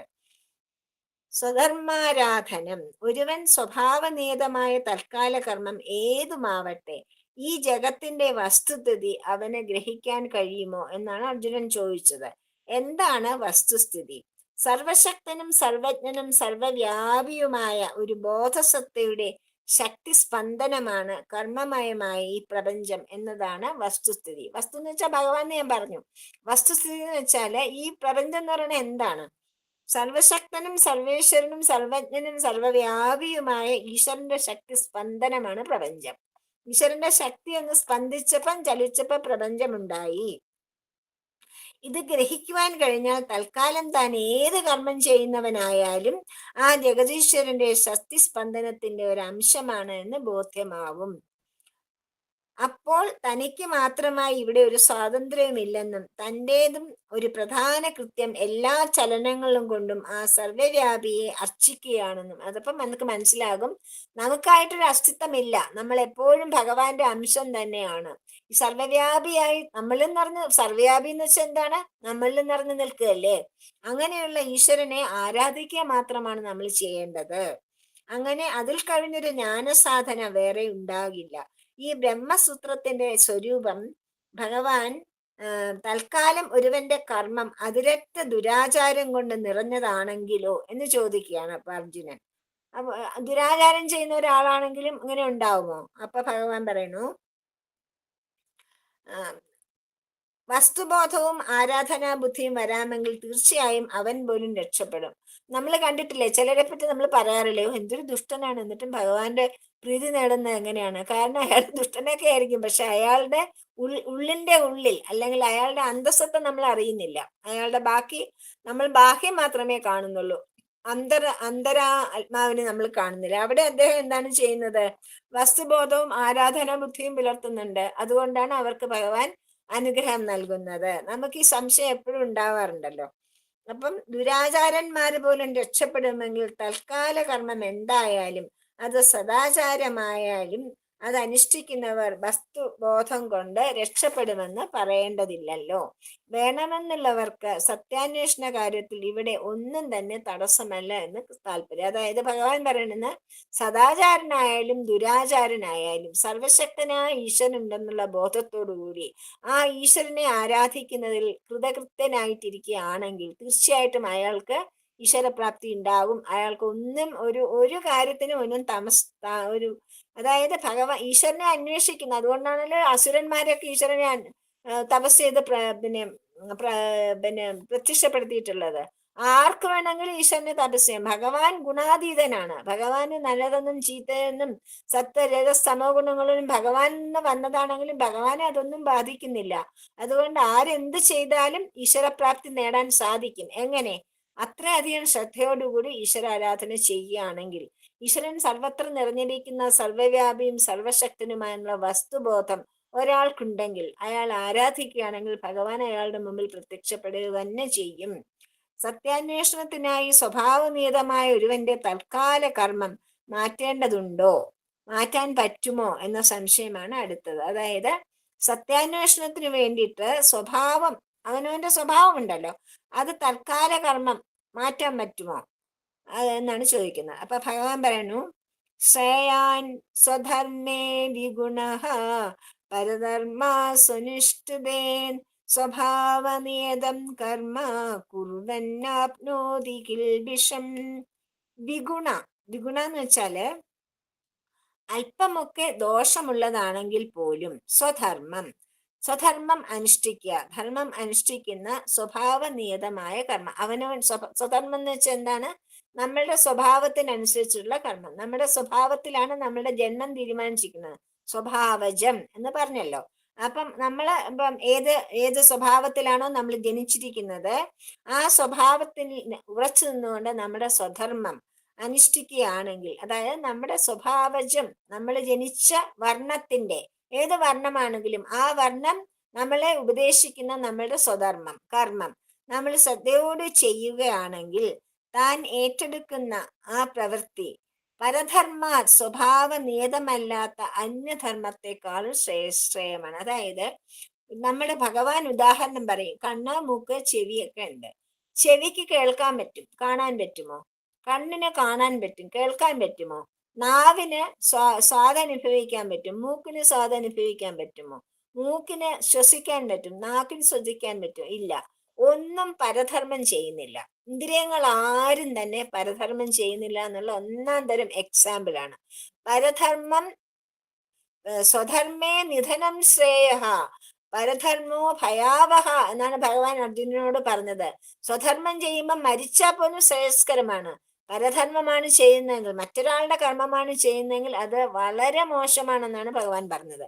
അപ്പൊ ഇവിടെ പറയുകയാണ് ഭഗവാൻ, അതാണ് ഇവിടെ പറയുന്നത്, അന്യധർമ്മത്തെക്കാളും ശ്രേയസ്കരമാണ് സ്വഭാവനിയതം കർമ്മ, സ്വഭാവത്താൽ പ്രേരിതമായി തീരുന്ന കർമ്മം കുർവൻ ഈശ്വരാർച്ചനയായി അനുഷ്ഠിച്ചാൽ കിൽബിഷം പാപം വന്നു ചേരുന്നില്ല. അതായത് സ്വധർമ്മം നമ്മൾ ഈശ്വരാരാധനയായിട്ടും കൂടെ ചെയ്യുകയാണെങ്കിൽ, സ്വധർമ്മം നമ്മൾ അനുഷ്ഠിക്കുന്നു, വളരെ ശ്രേഷ്ഠമായിട്ടൊക്കെ ചെയ്യുന്നു. ആ കർമ്മം ചെയ്യുന്ന സമയത്ത് നമ്മൾ ഭഗവാന് വേണ്ടിയുള്ള അർച്ചനയാണ് എൻ്റെ കർമ്മം എന്നും കൂടെ നമ്മൾ ഭാവിക്കുകയാണെങ്കിൽ നമുക്ക് ഒരു പാപവും നമ്മളെ ബാധിക്കില്ല എന്നാണ് ഭഗവാൻ പറയുന്നത്. അല്പമൊക്കെ ദോഷമുള്ളതാണെങ്കിൽ പോലും ധർമ്മം അനുഷ്ഠിക്കുന്ന സ്വഭാവനിയതമായ കർമ്മത്തിനാണ് സ്വധർമ്മം എന്ന് പറയുന്നത്. താൻ ഏറ്റെടുക്കുന്ന സ്വഭാവനിയതമല്ലാത്ത അന്യധർമ്മത്തെക്കാളും ശ്രേയസ്കരമാണ്. അതായത് ഒരു ബ്രാഹ്മണൻ ക്ഷത്രിയന്റെ കർമ്മം ചെയ്യുന്നതിനേക്കാളും ശ്രേയസ്കരമാണ് ബ്രാഹ്മണന്റെ കർമ്മം തന്നെ നന്നായിട്ട് ചെയ്യുന്നത്. മനസ്സിലായില്ലേ? ബ്രാഹ്മണൻ ക്ഷത്രിയന്റെ കർമ്മം ചെയ്താൽ അത് ശ്രേയസ്കരമാകുന്നില്ല. അതുകൊണ്ടാണ് ദ്രോണർക്ക് അപമാനം പല സമയത്തും നേരിടേണ്ടി വന്നു. കാരണം ബ്രാഹ്മണനാണ് ദ്രോണർ ഒരു വൈരാഗ്യ ബുദ്ധി കൊണ്ട്, ഒരു വിരോധം കൊണ്ട് ക്ഷത്രിയധർമ്മം എടുത്തു, അസ്ത്രശസ്ത്രങ്ങളൊക്കെ ഉപയോഗിക്കാൻ തുടങ്ങി. അപ്പൊ അത് പരധർമ്മം ചെയ്യുകയായതുകൊണ്ടാണ് ദ്രോണർക്ക് അകീർത്തി ഉണ്ടായത്. മനസ്സിലായില്ലേ? അത് തന്നെയാണ് ഭഗവാൻ ഇവിടെ പറയുന്നത്. സ്വഭാവത്തിന് ഏറ്റെടുക്കുന്ന സ്വഭാവനിയതമല്ലാത്ത അന്യധർമ്മത്തെക്കാളും ശ്രേയസ്കരമാണ് സ്വധർമ്മം നന്നായിട്ട് ചെയ്യുന്നത്. അങ്ങനെ സ്വധർമ്മം നന്നായിട്ട് ചെയ്യുമ്പോൾ അത് ഈശ്വരാർച്ചനയായിട്ടും കൂടെ ചെയ്യുകയാണെങ്കിൽ പിന്നെ ഒരു പാപവും നമ്മളെ ബാധിക്കില്ല. അപ്പൊ ഇവിടെ അർജുനൻ എന്താണ് ചെയ്യുന്നത്? സ്വധർമ്മമായ രാജധർമ്മം അത് ചെയ്യുമ്പോൾ എന്തൊക്കെ ചെയ്താലും അർജുനൻ ഒരു പാപവും ബാധിക്കില്ല. കാരണം അർജുനൻ സ്വധർമ്മം ചെയ്യുകയാണ്. അതുകൊണ്ടാണ് ഭഗവാൻ പറഞ്ഞത് സ്വധർമ്മേ നിധനം, നീ മരിച്ചാൽ പോലും നിനക്ക് ശ്രേയസ്കരമായ കീർത്തിയാണ് ഉണ്ടാവാൻ പോകുന്നത് എന്ന് പറഞ്ഞത്, സ്വധർമ്മം ചെയ്തത് കൊണ്ട്. നാപ്നോതി കിൽബിഷം, കിൽബിഷം എന്ന് വെച്ചാൽ പാപം എന്നാണ് അർത്ഥം, പാപം. ഇവിടെ ചില കാര്യങ്ങൾ പ്രത്യേകം ശ്രദ്ധിക്കേണ്ടതായുണ്ട്. സ്വഭാവ നിയതമായ കർമ്മം അനുഷ്ഠിക്കുക, അത് ധർമ്മമായി അനുഷ്ഠിക്കുക. സ്വഭാവനിയതമായ കർമ്മം, അതായത് നമ്മൾ എവിടെ ജനിച്ചുവോ അവിടുത്തെ കുലധർമ്മം നമ്മൾ അനുസരിക്കുക, അത് സ്വധർമ്മമായിട്ട് അനുസരിക്കുക, ധർമ്മമായിട്ടും കൂടെ അനുസരിക്കണം. അപ്പം അത് ഈശ്വരാർച്ചനയായിട്ടും അനുഷ്ഠിക്കണം. അപ്പൊ എങ്ങനെയൊക്കെ വേണം? സ്വന്തം സ്വഭാവജമായ കർമ്മം അനുഷ്ഠിക്കണം, അത് നമ്മുടെ ധർമ്മമാണെന്ന് വിചാരിച്ചുകൊണ്ട് അനുഷ്ഠിക്കണം, അത് ഈശ്വരാർച്ചനയായിട്ടും അനുഷ്ഠിക്കണം. അങ്ങനെ 3 തരത്തിലാണ് നമ്മുടെ കർമ്മം നമ്മൾ ചെയ്യേണ്ടത്. ഇത്രയും ചെയ്യാമെങ്കിൽ വിശിഷ്ടമെന്ന് തോന്നുന്ന അന്യധർമ്മം ഏറ്റെടുക്കുന്നതിനേക്കാളും അത് ശ്രേയസ്കരമായിരിക്കും. നമ്മുടെ സ്വധർമ്മം അങ്ങനെ നമ്മൾ അനുഷ്ഠിക്കുമ്പോൾ, നമ്മളിപ്പോ ഒരു രാജാവാണ്, ബ്രാഹ്മണന്റെ പ്രവൃത്തി ചെയ്യാൻ പോയാൽ അവിടെ ശ്രേയസ്സല്ല. രാജാവിന്റെ പ്രവൃത്തിനെ രാജാവ് ശ്രേയസ്കരമായിട്ട് ചെയ്യുകയാണെങ്കിൽ അതാണ് അങ്ങേർക്ക് കീർത്തി ഉണ്ടാക്കുക. അങ്ങേര് ബ്രാഹ്മണന്റെ കർമ്മം ചെയ്തുകൊണ്ട് അങ്ങേർക്ക് കീർത്തി ഉണ്ടാവില്ല എന്നാണ് പറയുന്നത്. ഇവിടെ അർജുനനെ മുൻനിർത്തിക്കൊണ്ട് നമുക്കിതൊന്ന് ചർച്ച ചെയ്യാം. ക്ഷത്രിയനായ അർജുനന്റെ സ്വഭാവ നേത കർമ്മമാണ് യുദ്ധം. സ്വഭാവം, ക്ഷത്രിയ ജന്മത്തിൽ ജനിച്ചു, ക്ഷത്രിയ ധർമ്മം, വർണ്ണം, ക്ഷത്രിയ വർണ്ണം, അതിൽ ജനിച്ച അർജുനന്റെ സ്വധർമ്മം എന്താണ്? യുദ്ധം ചെയ്യുക, വീര്യം, ശൗര്യം, പരാക്രമം, ഇതൊക്കെയാണ് അർജുനന്റെ സ്വഭാവം, അല്ലേ? അപ്പം ഈ യുദ്ധം ധർമ്മമായും അധർമ്മമായും അനുഷ്ഠിക്കാം.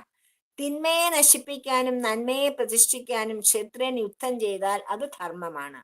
ഇനി ഇതേ യുദ്ധം തന്നെ നന്മയെ നശിപ്പിക്കാനും തിന്മയെ വളർത്തുവാനും ഉപയോഗിക്കാം. അങ്ങനെ ആയാൽ അത് അധർമ്മമാണ്. ഒരുവനിൽ സ്വഭാവനിയതമായ ഏത് കർമ്മവും ഇങ്ങനെ ധർമ്മമായോ അധർമ്മമായോ അനുഷ്ഠിക്കാവുന്നതാണ്. സ്വഭാവനിയതമായ കർമ്മം ഒറ്റ നോട്ടത്തിൽ ദോഷമുള്ളതെന്ന് തന്നെ ഇരിക്കട്ടെ, യുദ്ധം പലതരത്തിലുള്ള ദോഷങ്ങൾക്ക് കാരണമാകുമെന്നുള്ളതിന് സംശയമൊന്നുമില്ല. എങ്കിലും അത് ധർമ്മമായിട്ട് ചെയ്യുമ്പോൾ അത് ശ്രേയസ്കരമായി തീരും. അതാണ് ഭഗവാൻ അർജുനനോട് പറഞ്ഞത്. അർജുനൻ പറഞ്ഞു, യുദ്ധം എന്തെല്ലാം കെടുതികൾ ഉണ്ടാക്കും ഭഗവാനെ, എന്തൊക്കെ നാശനഷ്ടങ്ങൾ സമൂഹത്തിൽ ഉണ്ടാക്കും, സമൂഹം തന്നെ നശിച്ചു പോവില്ലേ എന്നൊക്കെ അർജുനൻ ആദ്യം വാദിക്കുന്നുണ്ട്. അപ്പൊ ഭഗവാൻ പറഞ്ഞ ഇതാണ്, സ്വധർമ്മേ നിധനം ശ്രേയഃ. സ്വധർമ്മം നമ്മൾ ചെയ്യുമ്പോൾ അത് നമുക്ക് അവിടെ കുറച്ച് വേണ്ട ചില കാര്യങ്ങൾ ചെയ്യേണ്ടി വന്നാൽ പോലും അത് ധർമ്മമാണ്, എൻ്റെ ധർമ്മമാണ് എന്ന് പറഞ്ഞ് അനുഷ്ഠിച്ചുള്ളൂ. അതായത് ധർമ്മ സംസ്ഥാപനത്തിന് വേണ്ടി കുറച്ച് കൊല്ലും കൊലയും ഒക്കെ നടത്തുന്നതും എൻ്റെ ധർമ്മം തന്നെയാണ് എന്ന് വിചാരിക്കുകയാണെങ്കിൽ അത് വളരെ ശ്രേയസ്കരമാണ്. അപ്പൊ എന്തുണ്ടാകുന്നു? ആ വാസനയെ ക്ഷയിപ്പിച്ച് എല്ലാ പാപങ്ങളും ഇല്ലാതെയാക്കുന്നു. അതുകൊണ്ട് ഫലേച്ഛ വെടിഞ്ഞ് ഈശ്വരാർച്ചനയാണ്, അതിനെയാണ് സ്വധർമ്മം അനുഷ്ഠിക്കുമ്പോൾ അർജുനൻ ചെയ്യേണ്ടത്. അതിന്റെ ഫലം ആഗ്രഹിക്കണ്ട. ഞാൻ എൻ്റെ ധർമ്മം ചെയ്യുകയാണ്, അതിനെനിക്ക് വരുന്ന രാജ്യം വേണമെന്നോ അങ്ങനെയുള്ള ആഗ്രഹങ്ങളൊന്നുമില്ല. ധർമ്മ സംസ്ഥാപനം മാത്രമാണ് അർജുനന്റെ ആഗ്രഹം. അങ്ങനെയാണ് ചെയ്യുന്നതെങ്കിൽ ആ ഫലേച്ഛ മുഴുവൻ ഭഗവാന് കൊടുക്കുക, ഭഗവാൻ തീരുമാനിച്ചോട്ടെ എന്ന് പറഞ്ഞ് ഭഗവാൻ ആരാധനയായിട്ട് നീ ഈ കർമ്മം ചെയ്യുകയാണെങ്കിൽ വിശിഷ്ടമെന്ന് തോന്നുന്ന ഏതെങ്കിലും അത് അനുഷ്ഠിക്കണമെന്നാണ് അർജുനനെ ഉപദേശിച്ചത്. നീ അർജുനൻ വിചാരിക്കുകയാണ്, അർജുനൻ പറഞ്ഞല്ലോ ഇതിനേക്കാളും നല്ലത് സന്യസിക്കുന്നതല്ലേ, എനിക്ക് ഒന്നും വേണ്ട കൃഷ്ണ എന്ന് പറഞ്ഞില്ലേ. അത് ഭഗവാൻ പറയാണ്, അത് പരധർമ്മമാണ്, അത് ഒട്ടും ശ്രേയസ്കരമല്ല. എത്ര നല്ലതാണ് മറ്റൊരാളുടെ കർമ്മം എന്ന് തോന്നിയാലും നമ്മൾ അതിന് പ്രാപ്തരല്ലെങ്കിൽ, നമ്മൾ അതിന് യോഗ്യരല്ലെങ്കിൽ, നമ്മൾ നമ്മുടെ സ്വധർമ്മമല്ലെങ്കിൽ അത് അനുഷ്ഠിച്ചാൽ നമുക്ക് ചീത്തപ്പേരുണ്ടാവും. അതാണ് പറയുന്നത്, മനസ്സിലായില്ലേ? അത് ശ്രേയസ്കരമല്ല. അന്യധർമ്മം, പരധർമ്മം, അത് എത്ര വിശിഷ്ടമായാലും നമ്മുടേതല്ലാത്തത് കൊണ്ട്, നമ്മുടെ സ്വഭാവ നിയതം അല്ലാത്തത് കൊണ്ട് അത് പരാജയത്തിലേ കലാശിക്കൂ, അത് അകീർത്തിയെ ഉണ്ടാക്കുള്ളൂ. സ്വഭാവ നിയമതമല്ലാത്തത് കൊണ്ട് പരാജയത്തിലേ അത് കലാശിക്കൂ. യുദ്ധവാസനയുള്ള അർജുനൻ സന്യാസം ഏറ്റെടുത്താലെന്ന പോലെ അത് തനിക്കും സമൂഹത്തിനും ദോഷത്തെ ചെയ്യും. ഇതാണ് ഭഗവാൻ പറഞ്ഞത് അർജുനനോട്. അത് നമുക്ക് ഇന്നിവിടെ നിർത്താം, ബാക്കി നമുക്ക് അടുത്ത ക്ലാസ്സിലെടുക്കാം. അപ്പോ ഭഗവാൻ പറഞ്ഞത് സ്വധർമ്മം അനുഷ്ഠിക്കുന്ന ക്ഷത്രിയനായ അർജുനന്റെ സ്വധർമ്മം എന്ന് പറഞ്ഞാൽ യുദ്ധം ചെയ്ത് ധർമ്മത്തെ സംരക്ഷിക്കുക എന്നുള്ളതാണ്. അവിടെ അർജുനന് യാതൊരു പാപമോ അകൃത്യമോ ഉണ്ടാകില്ല. പക്ഷേ യുദ്ധം ചെയ്യാതെ സ്വധർമ്മം അനുഷ്ഠിക്കാതെ അർജുനൻ ഇപ്പൊ സന്യസിക്കാനാണ് പോകുന്നതെങ്കിൽ അർജുനൻ അത് അകീർത്തികരമാകും, അത് അധർമ്മമായി തീരുമെന്നാണ് ഭഗവാൻ അർജുനനെ ഉപദേശിക്കുന്നത്. അതുകൊണ്ട് ഇവിടെ നിർത്താം. സർവത്ര ഗോവിന്ദ നാമ സങ്കീർത്തനം, ഗോവിന്ദ ഗോവിന്ദ.